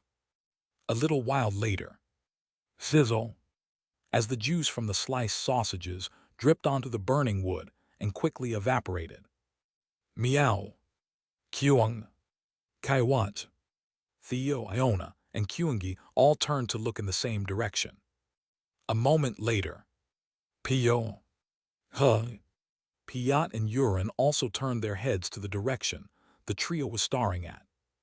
Kikihit Kaying. Guys, turn the sausages. Yes. Kuruk. Everyone except for Blackie, Iamdal, and Jigomi, who were too focused on the food to notice an approaching intruder, had their attention drawn elsewhere. Guys, what is it? As Sejun, who didn't know what was happening, looked in the direction his companions had turned. He saw a figure quickly approaching from a distance. A tall, slender, and handsome man with long blonde hair. An elf. Merchant of the demon family, please, we beg of you, sell us some food. The elf, who had approached in no time, kneeled on one knee before Yurin, his gaze fixed on the sausages, drooling slightly. We must find food no matter what. Hansen, the village chief of Karak village, had ventured out in search of food. The outside of the cave was extremely dangerous due to the constant lightning strikes, but we can't last 3 more days with the food we have left. With the village's food supply nearly depleted, and having been rationed to just 1 meal a day, the villagers had begun venturing outside to search for food. At that moment, what is this? Why is lightning striking only in that one spot? Hansen noticed that the lightning bolts seemed to be converging on a single point in the sky. For some unknown reason. That must mean it's safe down there. I should be able to find food more comfortably there. Coincidentally, The location was also the habitat of lighting armadillos. So Hansen quickly moved toward the tree below the spot where the lightning was converging. While doing so, what's that smell? He caught the scent of greasy sausages wafting from afar. Could it be the Demon family's merchant group? The only ones who could leisurely eat food outdoors like this were the merchants of the Demon family. They haven't been seen around lately. I need to hurry and buy some food. Hansen hurriedly sprinted toward the source of the smell. There was no guarantee that the Demon merchants would come to Karak village, and perhaps if they stopped by another village and sold all the food, they might have just returned. Hansen ran quickly toward the scent. As expected, it was the Demon family, and a direct descendant at that. He spotted Urin, who had set himself apart from Sejun, eagerly waiting for the sausages to cook, and was convinced. Pigs equals Demon family. Pink pigs equals direct descendants of the Demon family. This was common knowledge for anyone living in the Golden Tower. Hansen naturally assumed that Urin was the one in charge here and approached him, showing respect. But it's not me, though. Urin shook his head. What? It's over there. Urin pointed toward Sejun as he spoke to Hansen. Sejun frowned as their eyes met. Oh no, Sejun Nim looks angry. Hurry, go over there. Worried about being disliked, Urin hurriedly tried to send Hansen over to Sejun. However, but I need to buy food. Hansen was desperate to buy food and resisted. No, go over there and talk to Sejun Nim. While Urin and Hansen were having this little back and forth. Damn, he's really handsome and tall too. On top of that, there's something about him. Should I call it the pinnacle of beauty? There's a perfection that can't be described in words. Did he really have to have it all? Sejun looked at Hansen with a mix of envy and irritation. Up until now, when Theo said his face was ugly, he couldn't really believe it, but after seeing Hansen. Now it makes sense. And that made him even more annoyed. Tab tab. Chairman Park, cheer up, meow. The first step to healing is accepting your condition, meow. Now that you've acknowledged your face is ugly, let's start fixing it bit by bit, meow. Theo patted Sejun's leg, trying to comfort him. Of course, Theo's attempt at comfort didn't work at all. You. Chairman Park, don't be angry, meow. Sejun grabbed Theo's cheeks, giving him another rice cake treatment, stretching them out. While Sejun was pulling on Theo's cheeks. Urin Nim told me to buy food here. Hansen cautiously approached Sejun, trying to explain. Growl. A sound came from Hansen's stomach. Oh, you must be hungry. Here, have some of this first. Sejun handed Hansen a well-grilled sausage. Gulp. Hansen swallowed hard as he looked at the grilled sausage. He wanted to decline, but... Thank you. Having eaten nothing all day, Hansen couldn't resist the temptation of the grilled sausage. He began devouring the sausage in a hurry. He ate it. Hut, he ate it, meow. Sejun and Theo, who had somehow become of one mind, were quietly laughing while watching Hansen eat. Chapter 458. The unugly-faced slave is trying to escape, meow. That was really delicious. Hansen, who had eaten 3 grilled sausages and was reaching out for the next one, put his hand down, showing an expression that he couldn't eat anymore. But I still want to eat more. His eyes were filled with regret. And you should eat more. Such a pity, meow. Sejun and Theo, who were watching Hansen, also had looks of regret in their eyes. After all, the more he ate, the longer his slavery period would extend. As Hansen was about to speak. Chug. Hut. There's no such thing as a free meal in this world, meow. Pay up for the 3 grilled sausages, meow. Hut, and we don't accept credit. Theo stretched out his front paw to stop Hansen from speaking, laughing like a villain, and Sejun, who was standing behind him with his arms crossed, also laughed villainously. Become a worker at our grapefruit farm. Become Chairman Park's slave, meow. The two looked at Hansen with burning eyes. However, of course, there's no way the food would be free. How much is it? Meow. Huh. Contrary to their expectations, Hansen took out his money pouch and tried to pay for the sausages. Hansen had brought money to buy food in case he met a merchant caravan outside. He's actually paying for the food, meow. This way, we can't make him a slave, meow. Theo, a veteran slave hunter with experience in enslaving hundreds of thousands, was encountering this situation for the first time. Chairman Park, what do we do, meow? The unugly-faced slave is trying to escape, meow. Do something, meow. Theo urgently pulled on Sejun's pant, looking at him. Vice Chairman Theo, don't worry, just watch me.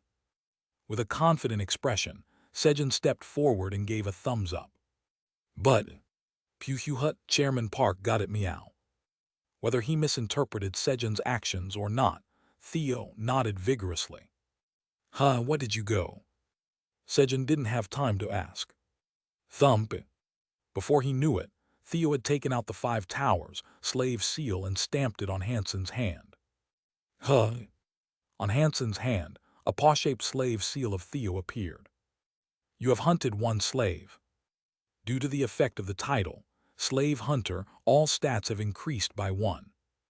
You now command 1 slave. Due to the effect of the title, Slave King, all stats have increased by 0.01. Thanks to gaining a new slave, Theo and Sejun's stats increased, and Hansen was forcibly recruited into Sejun Company. Such delicious food must be expensive, right? Hansen tensed up as he watched Sejun step forward. The money I have right now is... As he was mentally calculating his funds. Thump. Theo stamped a seal on his hand. And, you have been stamped with the 5 towers slave seal. A debt of 50 billion tower coins has been incurred, payable to Theo Park, the legendary merchant of the Black Tower. If you cannot repay the 50 billion tower coins, you must work as a slave until the debt is cleared.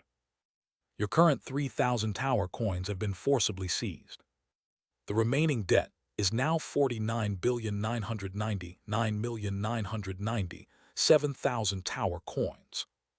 Hansen's money vanished, and at the same time, an enormous debt was placed upon him. Puhuhut. Hansen is now a slave of the grapefruit farm until the debt is repaid, meow. Chairman Park, how much should we give him, meow? What the hell? As Hansen was about to protest to Sejun and Theo. Let's set the wage at 100,000 tower coins, and I suppose we could give him about 150 magical cherry tomatoes as daily food. Though the wage was higher than other places, it would all be seized anyway. However, he generously offered a lot of magical cherry tomatoes, which the elves of the Golden Tower loved. What, 150 magical cherry tomatoes? Hansen's mind raced as he heard Sejun's words.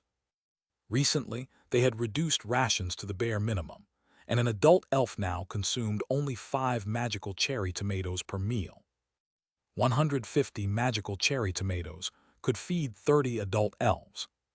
If I can just hold out for a few days, we'll be able to harvest some magical cherry tomatoes. Sejunum, could you perhaps give me a month's worth of magical cherry tomatoes in advance? Hansen, in urgent need of food, pleaded with Sejun to let him receive a month's worth of cherry tomatoes in advance. His eyes were full of desperation. Getting 4,500 cherry tomatoes is tough, no matter how much money you have. There's been talk of a golden cart filled with millions of cherry tomatoes passing through other villages recently, but that's probably just a false rumor. Hansen shook his head, recalling what an elf from another village had told him a few days ago while he was out searching for food. The only place capable of selling that many cherry tomatoes in the Golden Tower would be the demon family. All right, I'll give them to you after we finish up here. Yes, what should I do first? As expected of the demon family. Upon receiving Sejun's permission, Hansen quickly jumped up and looked for something to do. Hansen still believed that Urin held the real power, and that Sejun and Theo were just in charge of daily affairs. For now, Gather the lightning-struck wood and lightning stones scattered around here and bring them over. Yes. Following Sejun's instructions, Hansen greeted the others and began moving the items to the void storage. A few hours later. Hansen, good work. Do you have a place to sleep? Yes, but can I really take all of this with me? Even as he spoke, Hansen was swiftly packing the remaining roasted sweet potatoes, his hands moving so fast they were barely visible. Of course, take everything. I roasted plenty on purpose so you could take them. Seeing Hansen's dire food situation, Sejun had intentionally prepared extra so that Hansen could take some with him. All right, then come back by morning. Here are 30 days' worth of cherry tomatoes. Sejun handed Hansen a box containing 4,500 cherry tomatoes. Thank you, Sejunum. Having realized during the work that Sejun was the real power behind everything, Hansen expressed his gratitude and then carefully, but quickly, headed back to the village. Golden Tower, 35th floor. Demon Family's branch office. Yurin found out. Majin, who had been listening to his subordinate's report with his eyes closed, opened them and asked, "Yes, I'm sorry. It's fine, Yurin, that sucker. Even if he found out, that sucker won't be able to do anything. If he tries to confront us, it just gives us another chance to scam him. Now, what about the task I gave you? We're on the final steps. Good. In just a little while, the elves on the 35th floor will starve to death. This is all because of what you brought upon yourselves." Majin smiled wickedly as he imagined what was about to unfold. In the past, when the world known as Kroon was destroyed, the elf tribe and the pig tribe who had lived there together entered the tower. Although both races had lived in the same world, their treatment was vastly different. The gods only adored the elves, who possessed perfect beauty. However, they despised the pig tribe, who were ugly, fat, and defecated everywhere. Thus, the pig tribe were always looked down upon. But when they entered the tower, the situation reversed. The gods who had been friendly towards the elves disappeared, and while the pig tribe could roam freely in places struck by lightning, the elves could not. As a result, the pig tribe formed a trading group and traveled to the elves, who had built villages in caves to avoid the lightning. They sold what the elves needed at high prices and bought goods cheaply, accumulating vast wealth. On top of that, the pig tribe could replenish the fertility of the land by using manure as fertilizer. In contrast, the elves, who had no access to fertilizer, continued to plant crops in the caves, causing the land's fertility to diminish over time and significantly lowering their production. As the gap between the elf tribe and the pig tribe widened, "Let's take revenge on the elves for all they've done to us." Extremists among the pig tribe began to emerge, advocating for the extermination of the elves who had looked down on them. Majin Demon was the leader of the extremist group Elf Killer, which called for the extinction of the elves. "Good, lead me to the place where the final step is being carried out." "Yes." Majin, planning to personally inspect the final step to exterminate the elves, followed his subordinate. And the place they headed to was a huge basin that looked like an upside-down straw hat. The next morning, Kaiwat, Kaiwat, Kaiwat. Sejunum, the work is finished. I'm going to activate the magic circle. Start. Yona, who had been setting up a large lightning protection magic circle around the grapefruit farm since yesterday, infused the magic circle with her power. Then, Wuang, a transparent, square-shaped barrier, appeared 500 meters above the grapefruit farm. Boom! The barrier began to block the lightning bolts falling from the sky. Iona, good job. Kaiwat, Kaiwat, Kaiwat, yes. Then let's eat breakfast and go to the waypoint first, guys. Since they hadn't found anything suspicious yesterday and discovered the waypoint, he decided to register it first. Sejun had asked Hansen if he knew of any special places, but Hansen, who had never ventured far from the village due to the lightning, didn't have any information. Puhu Hut, Chairman Park, grill the fish quickly, meow. Kueha Kuang. Hehe, Kuangi will help prepare breakfast. Kilahit Kaying. He give me food. As Sejun called, his companions gathered around him. A short while later, while Sejun was enjoying breakfast with his companions, Sejunum, good morning. Hansen arrived for work. Who are those behind you? I thought I might not be able to manage the grapefruit farm alone later on, so. Hansen had brought 20 elves with him. All of them were prepared to become slaves if it meant their families wouldn't starve. Since the chairman is so capable, naturally handsome employees are gathering. Sejun was secretly pleased as he looked at them. Meanwhile, Hud. Thunk. Theo stamped the elves with his seal, raising both Sejun's and his own stats. If you haven't eaten breakfast yet, come have some. No, we're fine. As Hansen was about to refuse the food Sejun offered. Grrr. Sorry. The sound came from the stomach of an elf standing behind Hansen. The elves had eaten 5 cherry tomatoes for breakfast, but it wasn't nearly enough. Eat plenty, you need to be full to work hard. Thank you. Thank you for the food. The elves each took an ear of corn from Sejun and began eating hurriedly. Please take good care of the farm. Yes, leave it to us. After entrusting the farm to the elves, Sejun moved to the waypoint with his companions. Who the hell are you? You're Urine. Nelly, the red pig who was the boss of the 35th floor of the Golden Tower and third on Urine's blacklist, was shocked to see Urine. For the record, Nelly owed Urine 10 trillion tower coins. Urine, long time no see. By the way, does the family head know you came to the Golden Tower? Nelly, who was momentarily flustered upon seeing Urine, smirked slyly, thinking he had found Urine's weakness. No, he doesn't know. Urine's voice grew quieter, confirming that he had indeed come in secret. I thought so. Urine, what are friends for? I'll keep your visit to the Golden Tower a secret, but I've been wanting to buy something lately and I'm short on funds. Pretending to care about Urine, Nelly asked him to lend him some money. Of course, his plan was to run straight to Majin and report that Urine had returned to the Golden Tower as soon as he got the money. However, really, but I don't have any money either. Urine, who had never deviated from Nelly's expectations until now, gave a different response.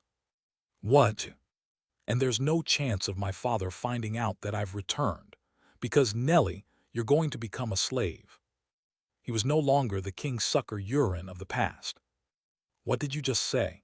You dare to make me a slave? I've been going easy on you because you're a direct descendant. Now I'll show you how it feels to burn. Rumble. Whoosh.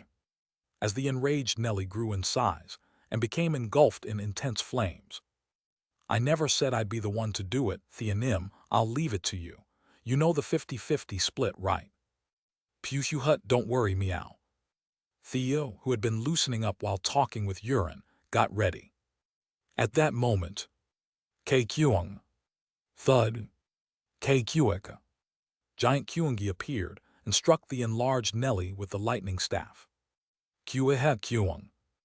Hehe, Kyungi helped Big Brother, so give me 100 tower coins. Kyungi, who had knocked Nelly out cold, grinned brightly and extended his front paw to Theo. Hut, all right, meow. That's a good deal, meow. Theo handed 100 tower coins to Kyungi. Kyung. Hehe, Kyungi earned 100 tower coins. As Kyungi happily placed the money he received from Theo into his pocket money pouch. Hut, now I'll receive 5 trillion tower coins and get praised by Chairman Park, meow. Stamp. Theo stamped Nelly's foot on the slave contract and smiled wickedly. Chapter 459, Butler, I punish the one who laughed at you. The waypoint on the 35th floor of the Golden Tower has been saved. While Sejun was registering the waypoint. Hut, hurry up and return the money you borrowed from Urine, meow. Hand it over, you punk. Theo and Urine rummaged through the pockets of Nelly, who was tied up with ropes and unconscious. However, clang. What, meow? He's completely broke, meow. All they found on Nelly were mere 900 tower coins. Kuehe Kuang. Hehe, now Kuangi has saved 3,300 tower coins. Even the pocket money Kuangi had saved was more than that. This can't be, meow. Give me my money, meow. Squeeze. So he tried to brand Nelly with the 5 towers, slave seal to collect the money. You have branded Nelly Hong with the 5 towers, slave seal. Nelly Hong now has a forced debt of 50 billion tower coins. Forced collection for the 50 billion tower coins begins now. Nelly Hong has 0 liquid assets.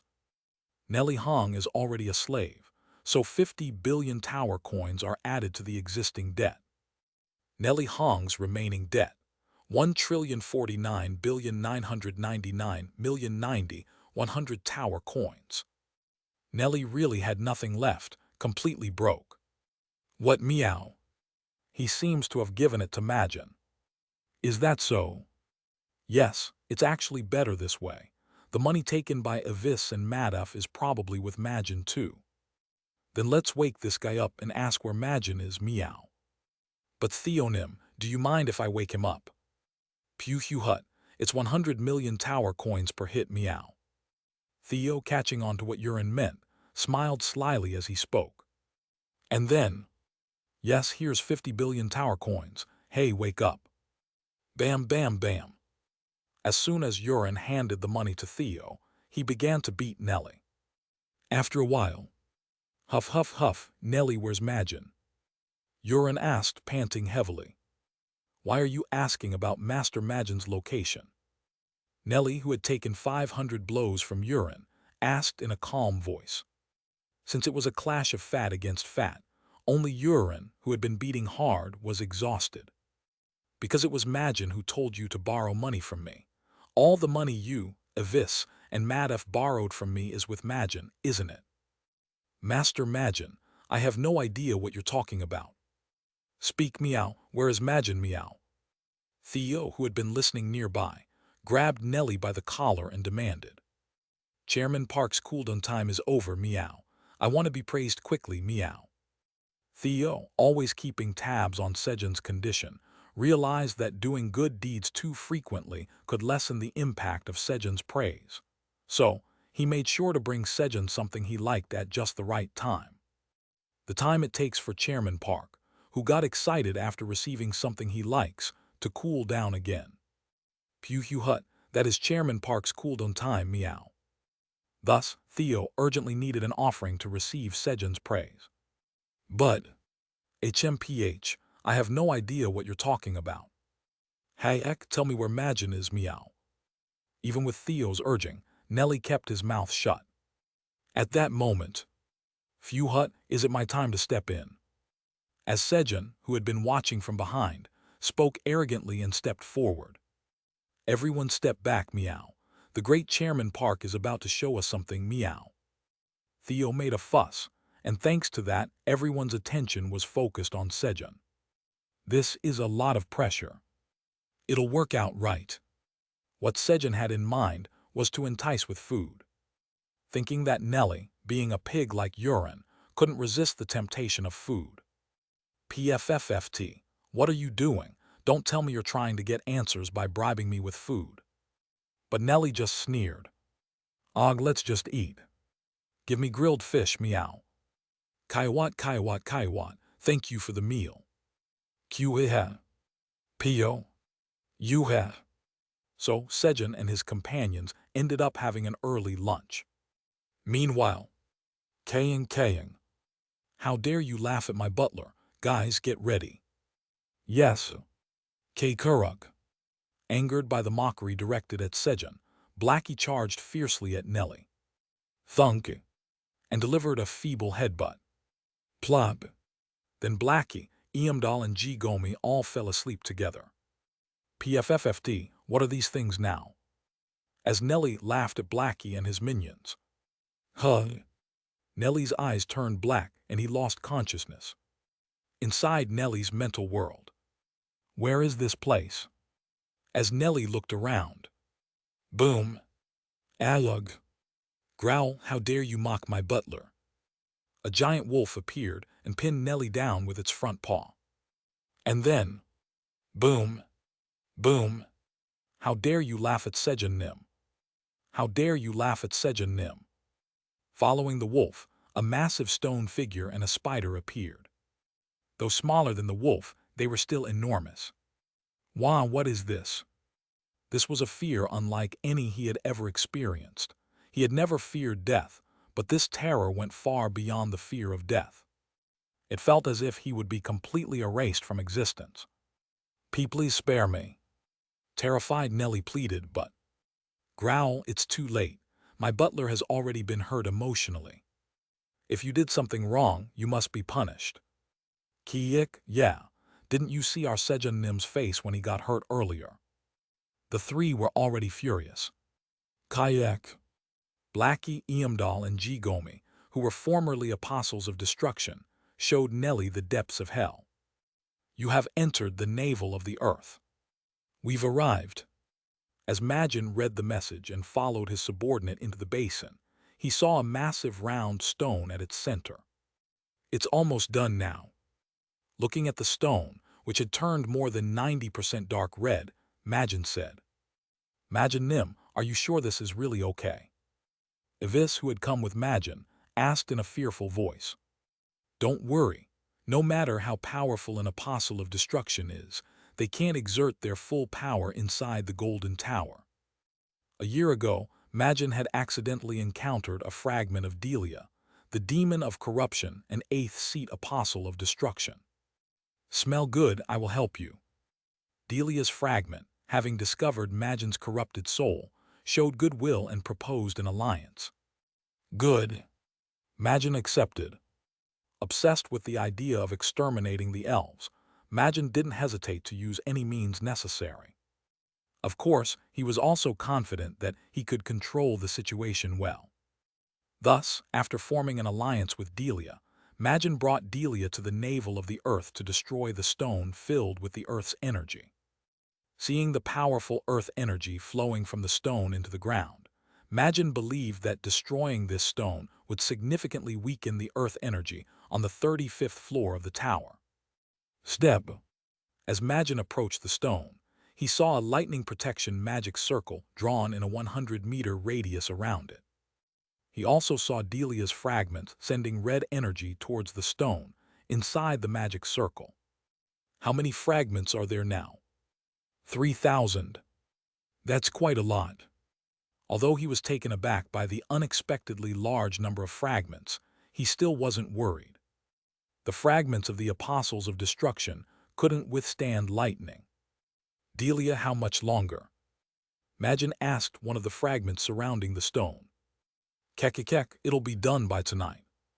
All the Delia fragments answered simultaneously, grinning wickedly. What's going on?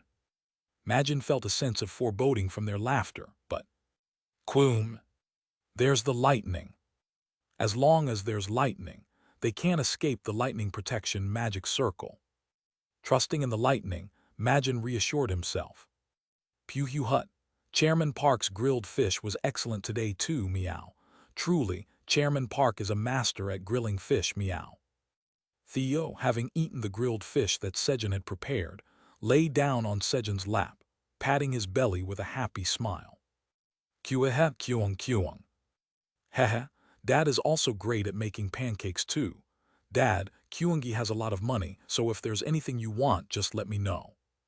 Kyungi, who was in high spirits after dipping pancakes in honey, boldly opened his pocket money pouch and took out 3,300 tower coins as he spoke. Kyungi had just reached 3,300 tower coins, surpassing his previous record of 3,200 tower coins, the most he had ever saved in his life. He had every right to be proud. Sure, got it. I'll tell you if there's anything I want later. As they continued their pleasant conversation. Arg, it's true, that bastard Majin ordered it all. He told me to borrow money from Urin and bring it back. Hugh, I'm really sorry for mocking you. Suddenly, Nelly began screaming and confessing on his own, then started crying and apologizing. What's going on? As expected of Chairman Park, meow, The food temptation from earlier worked, meow. Amazing, meow. Theo started praising Sejun. Aye, is that so? Sejun was bewildered. Pew hut, where is Majin, meow? Majin is at a place called the navel of the earth. As Theo was extracting Majin's location from Nelly. Kaying. Butler, give me 10 pieces of dried sweet potato. Blackie, who had woken up by now, called out to Sejun, proudly demanding 10 pieces of dried sweet potato, feeling justified after working hard today. Okay. Knowing that Blackie wouldn't eat them all and would stash them away in his secret storage, Sejun gave Blackie 10 pieces of dried sweet potato. Chomp, chomp, chomp. Hee, Butler, I punished the one who laughed at you. Blackie grinned while munching on the dried sweet potato. A little while later, Majin is at a place called the navel of the earth. Pew hut, that's right, meow. Nelly will guide us, meow. All right, let's head there right away. Let's go, meow. With Nelly leading the way, Sejun and his party headed to the navel of the earth where Majin was. And I'm scared. Nelly trembled with fear as he saw Blackie glaring at him with wide-open eyes from Sejun's sling bag, wondering if he was doing well. However, I can't sleep. I have to be ready to punish anyone who mocks the butler again. Blackie was fighting off sleep, determined to stay awake. After traveling like that for about 3 hours, Sejun and his companions. You have entered the navel of the earth. They had reached the place where Majin was located. At that moment, the power of the 8th seat of the Apostle of Destruction, the demon of corruption, Delia, has been detected 5 km to the west. A message appeared in front of Sejun. Demon of corruption, Delia. If it's Delia, she might be ugly, but she's the one who gave me the fermentation skill, right? It wasn't that her face was ugly, it was literally rotten. Sejun's first impression of Delia had been rather good. So, to maintain that good first impression, he decided to deal with her from afar without looking at her face. 5 km to the west. Guys, attack over there. Sejun directed them to attack the giant dark red stone at the center of the basin. Pew hut, understood, meow. Theo Kuon Park 10,000 step meteor strike, meow. Kaiwat. Yes, power of gravity dropped the stones floating in the sky onto the enemy, meteor.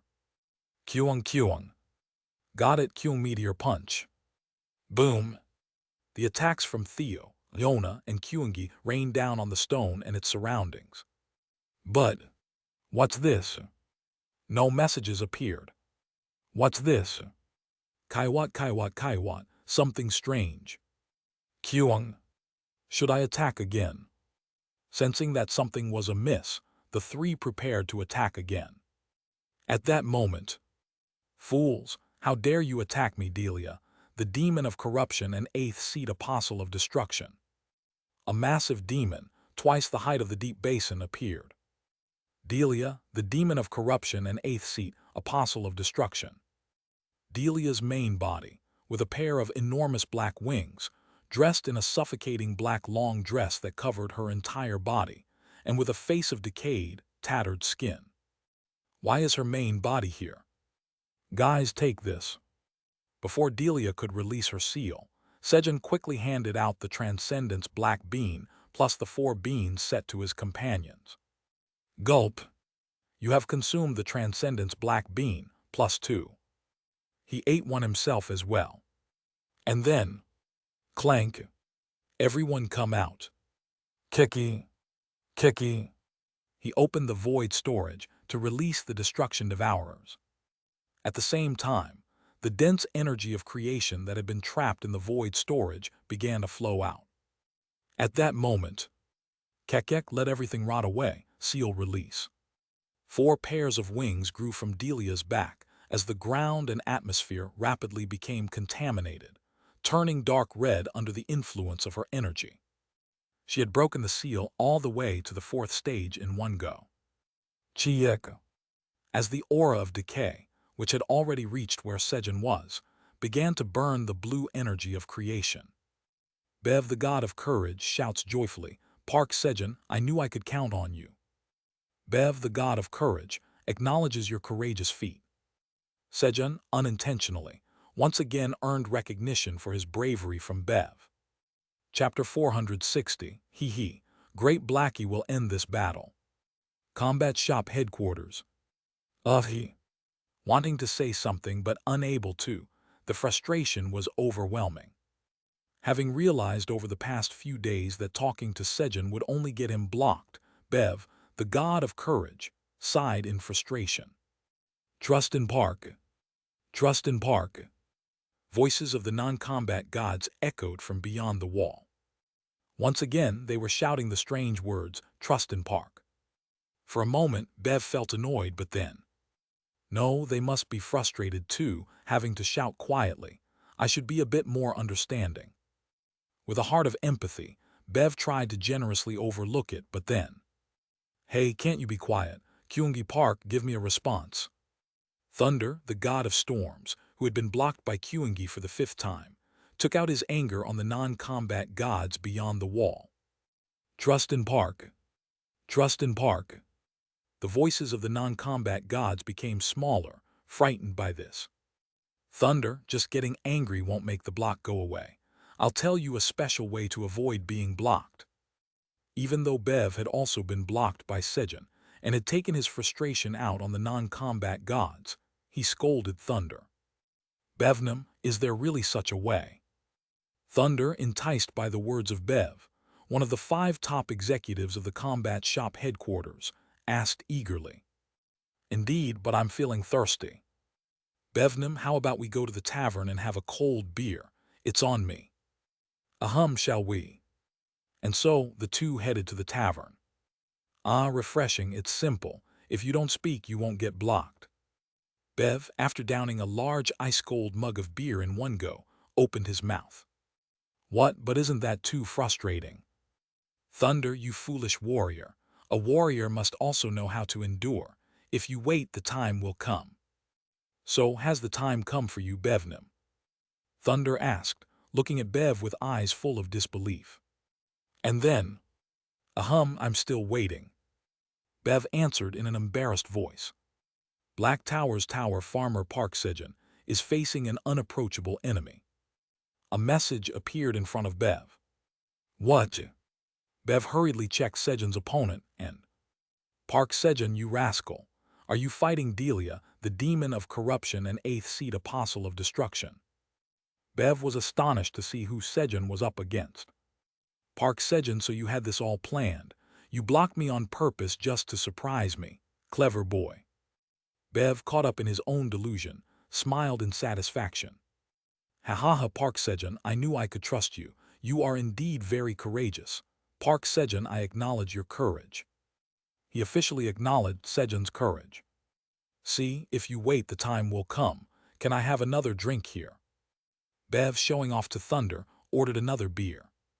Golden Tower, 35th floor. Chieko. The energy of creation was quickly burning up and fading away as it came into contact with the energy of corruption emanating from Delia. Only about 1 cm thick energy of creation remained. Kaiwat, power of dimensions, power of magic, by my command block everything, dimension shield. Yona tried to buy time by sealing Delia with a dimension shield. But, Kaiwat, crack. The overwhelming power of Delia was too much to bear. Cracks began to form in the dimension shield. Chairman Park is in danger, meow. I Vice Chairman Theo, Chairman Park's loyal right-hand man, will protect him, meow. Flash. Theo hurriedly blocked Sejun's path, holding a money pouch in his left paw and preparing to use energy diversion and energy absorber with his right. Kyungi, Dad's left-hand man, will also protect Dad. Boom! Kyungi released the calm state of power, calm before the storm, and ascended into the sky, charging the thunder staff to the max in preparation to attack the power of destruction heading towards Sejun. As the two were busy preparing to protect Sejun, they failed to notice the person they were supposed to be protecting. You have been recognized for your bravery by Bev, the god of courage, 3 times. You can now use the Heart of Courage. Information about the skill, Courageous Roar Master, have been unlocked. The Heart of Courage is being absorbed into your heart. The Heart of Courage that was in Sejun's possession turned red and forcefully absorbed into Sejun's chest. Clang! Meanwhile, the dimension shield that had been containing Delia shattered easily, and the energy of corruption that had been trapped within Delia devoured the energy of creation like a wave. It's coming, meow. Kyung. The area where Sejun and his companions were standing was engulfed. Meow. This is bad, meow. The energy is too powerful, meow. Kyung. This is bad. At this rate, Dad will die. The power of Delia, the apostle of destruction, who had released the fourth seal, was far greater than they had anticipated. However, don't worry, guys. Contrary to their fears, they heard Sejun's calm voice from behind. Power the Courageous One. The Courageous One does not succumb to the enemy's aura. The greater the disparity between you and your enemy, the more your resistance increases, up to 1000%. Power, the Courageous One activated, increasing Sejun's resistance. Of course, Sejun's resistance increased to the maximum of 1000%. Thanks to this, Theo alone was sufficient to protect Sejun. Guys, attack. Sejun used the skill, Courageous Roar, and ordered his companions to attack. Skill, Courageous Roar, is a buff skill that increases the abilities of allies by up to 100% with a roar. However, you are using the skill, Courageous Roar. The roar is not courageous enough. The abilities of your allies will increase by 10% for 2 minutes. If the roar wasn't courageous enough, the effect was reduced. I didn't know it judged the roar to grant buffs. Sejun decided to use it again after 10 minutes. Meteor Shower. While Iona dropped dozens of meteors and Kyung. New technique, Kyung's 1,000 Thunderbolts. Kyungi unleashed 1,000 bolts of lightning from the fully charged Thunder Staff to attack Delia's main body from a distance. Your field LV-6 has been activated. You have planted the Destruction Devourer seed in the body of Kruger, the destroyer of mountains and seventh seat of the Apostle of Destruction. He diligently planted the Destruction Devourer seed in the void storage. Since he couldn't get close due to the corrupting energy spread by Delia, he planned to surround the area. The strategy involved gradually absorbing the power of destruction with the Destruction Devourers, and use the energy of creation to eliminate the corruption energy. After 5 hours of planting seeds, while using Courageous Shout every 10 minutes. Growl. Kyungi's stomach growled. Should we eat before continuing? Kekek, you will all rot away. Oddly enough, Delia just stayed in one place, spreading corruption energy and only making threats, not seeming threatening at all. It should be fine. Guys, let's eat first and then continue. Sejun hurriedly started preparing the meal. How did it come to this? Delia, the demon of corruption and 8th seat apostle of destruction, lamented as she pondered where things had gone wrong. The foolish Majin simply believed that breaking this stone would destroy the land on the 35th floor of the Golden Tower, but the navel of the earth was a place connected to the earth of all towers. So Delia planned to annihilate Patrick, the god of earth, and corrupt the earth of all towers. And by sending fragments of her here one by one, she finally succeeded in bringing her entire main body.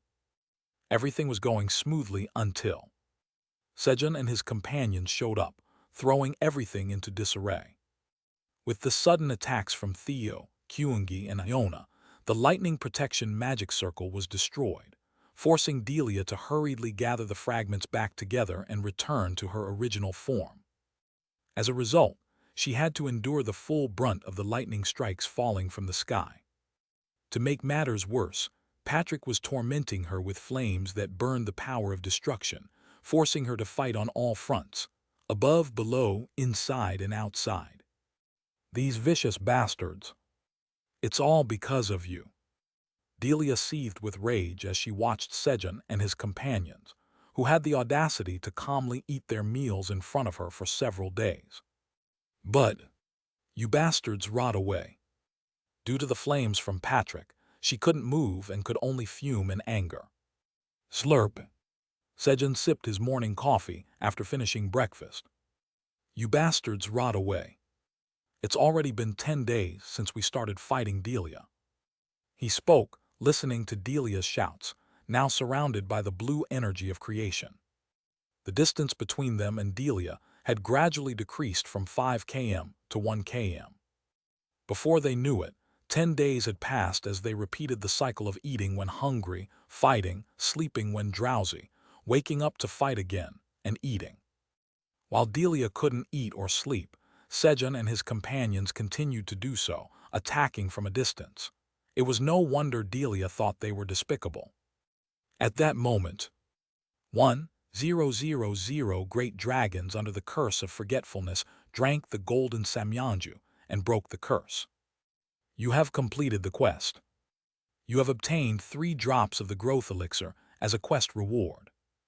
A message appeared in front of Sejun. Hehe, Aileen is selling well. Contrary to Sejun's worries, Samyanju was selling like hotcakes after the first glass was sold for 50 billion tower coins. This was already the 5th quest completion message he had received. Sejun checked the message. But I've really gathered a lot of growth elixirs, he remarked as he looked at the glass bottle containing hundreds of drops of growth elixir. Recently, thanks to planting a large number of destruction devourer seeds, he had received 5 drops of growth elixir as a quest reward for every 1 million seeds planted. Well then, let's fight again today. When Sejun shouted while using the skill, Courageous Roar. You are using the skill, Courageous Roar. It's a slightly lacking Courageous Roar. The abilities of your allies will increase by 80% for 2 minutes. The skill activated. Through numerous attempts, Sejun had realized that the key to Courageous Roar was a high decibel level. However, I can't hit those high notes. 80% was the best he could manage. As Sejun's roar spread, good meow. Theo, who had energetically responded, continued to use energy diversion on Sejun's lap and absorbing the remaining energy as usual. And Kyung, Kaiwat, Kyungi and Yona attacked Delia hard. Those unable to perform ranged attacks collected lightning-struck wood and lightning stones from around them. Kilahit Kaying. Hee, guys, keep it up. Quickly make Delia my subordinate number 3. Blackie, excited at the prospect of making Delia his subordinate, enthusiastically commanded the destruction devourers. Of course, it was just words. Because of the energy emanating from Delia, physical attacks were impossible. As each member went about their tasks, your field LV-7 has been activated. Sejun entered the void storage and diligently planted the destruction devourer seeds. Thanks to his consistent use of the skill, the level of your field had increased. At that moment, you have reached 100 million Calamity Guardian Destruction Devourers. You have completed the quest. You have acquired a new Variety Destruction Pioneer Seed as a reward for completing the quest. The quest content has been updated. Quest: plant 100 Destruction Pioneer Seeds. Reward: 1 drop of growth elixir for every 100 Destruction Pioneer Seeds planted. With the quest completion message, the previous quest of planting 1 million Destruction Devourer Seeds was updated. Destruction Pioneer Seed. The magical cherry tomato of Park Sejun, the Black Tower's tower farmer, evolved into a mutant cherry tomato under the influence of chemicals. It harbors an even greater hatred for the power of destruction than the Destruction Devourer. Although it cannot directly devour the power of destruction, it plants Destruction Devourer seeds to directly pioneer destruction. It has some combat capabilities. The Destruction Pioneer seed cannot plant themselves. Grade D. Oh. It directly plants Destruction Devourer seeds. Out of curiosity, Sejun immediately planted the seed. You're a field LV, 7 has been activated. You have planted the Destruction Pioneer seed in the body of Kruger, the destroyer of mountains and 7th seat of the Apostle of Destruction. Then, crunch, kaya. The Destruction Pioneer, making a different sound from the Destruction Devourers, quickly grew. It was about 1.2 times larger than the Destruction Devourers. Kaya. Tui. The Destruction Pioneer began collecting seeds around the Destruction Devourers, and then, Pug. It started planting the Destruction Devourer seeds into the ground with its branches. 5 days later, Kaya.